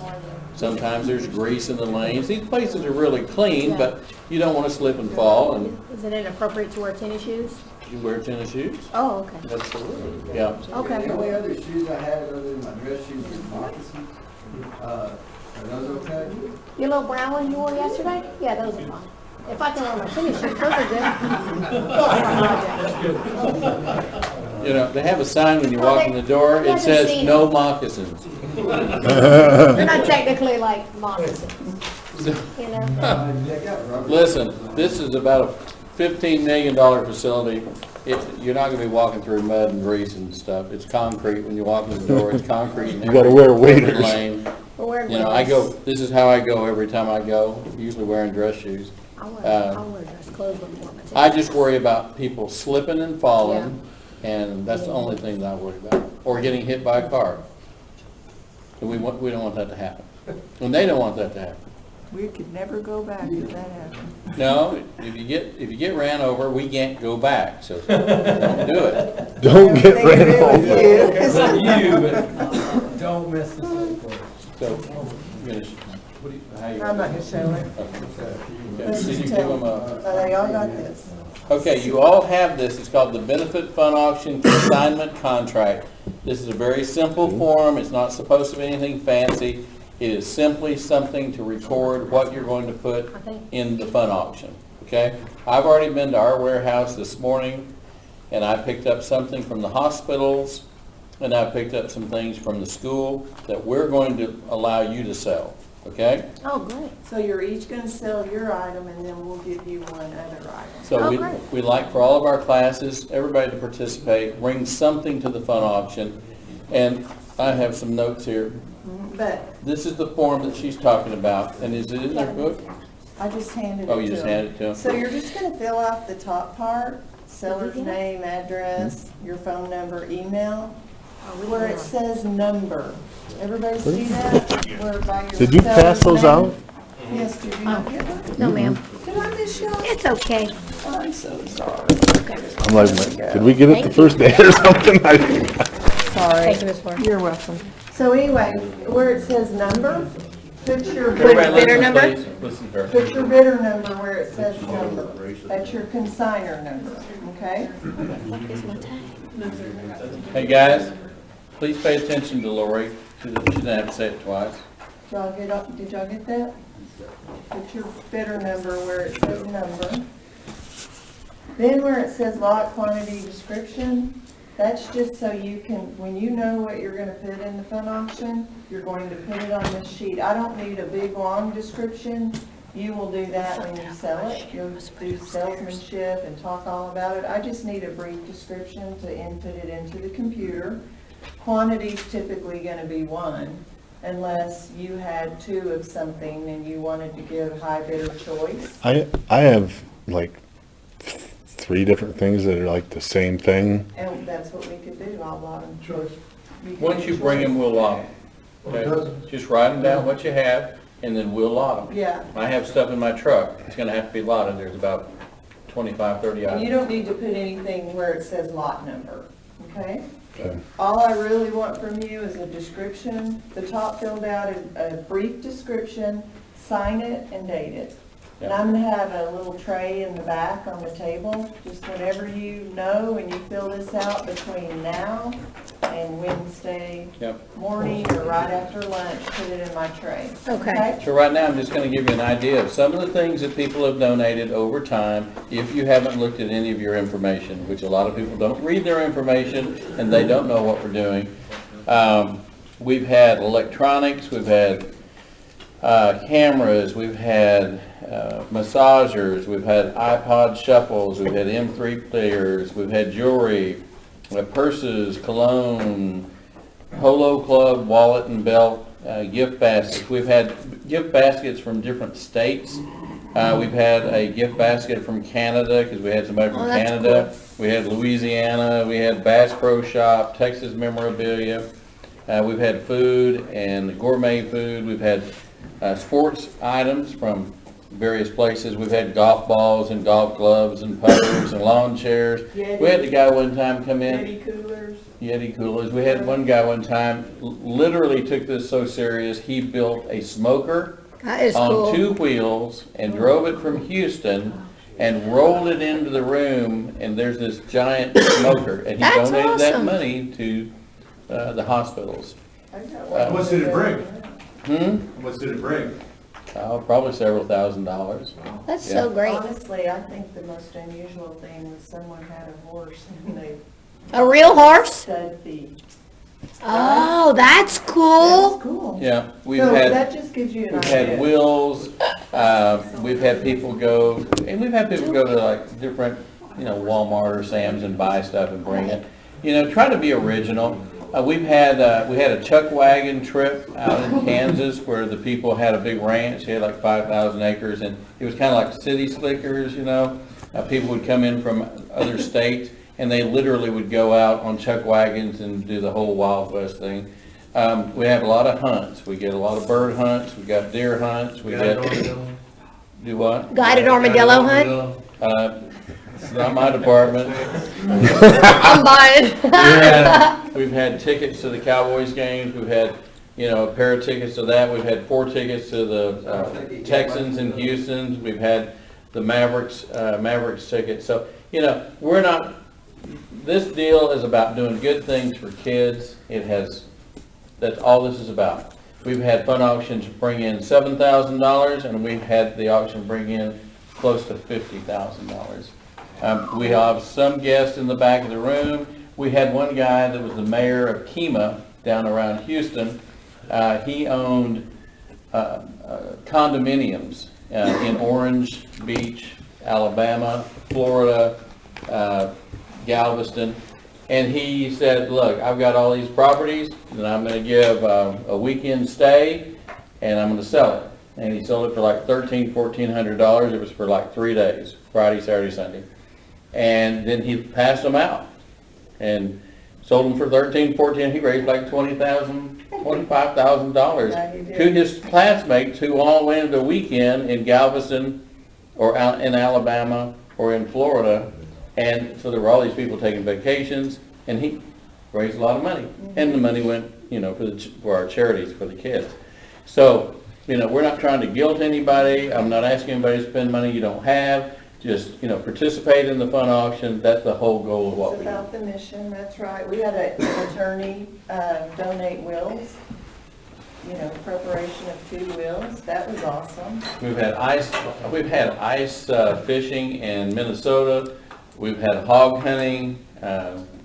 So just kind of Decorative whatever items, works. collectibles. If you've got a weekend, if you got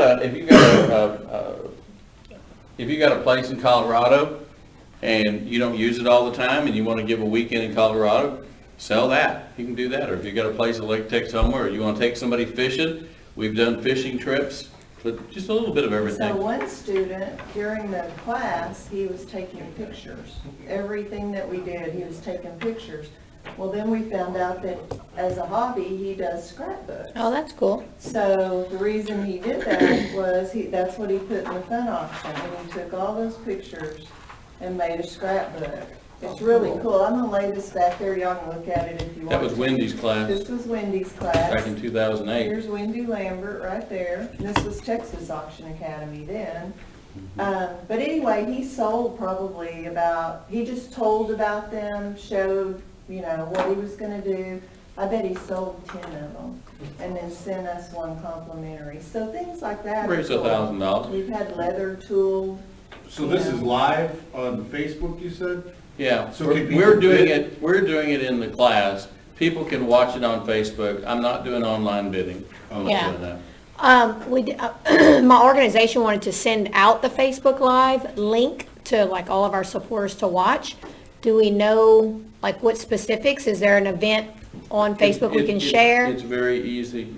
All they have to do is go to America's Auction Academy to the Facebook page, and it's gonna be there. It'll be on Perfect. live. Yeah. And It'll- we're gonna have a camera right here, just it'll like the one just- y'all been doing. And we'll just have the camera there, and you'll It'll walk just, up and sell your it'll item. just say America's Auction Academy's live, right? Something to that effect, Yeah. yeah. But it's really fun. You're gonna love it. Yeah. It's a highlight of the week. Yep. So don't be stressed about it. And we'll have in guests, any there'll be way. some guests that come and sit in the back of the room and participate. There'll be some auctioneers come. There's always auctioneers and family members. If you have a Yeah, family I member have that's 2 in friends town that coming wants to from come, we Dallas. usually open the back of There's the room. some spouses and girlfriends here, they're welcome.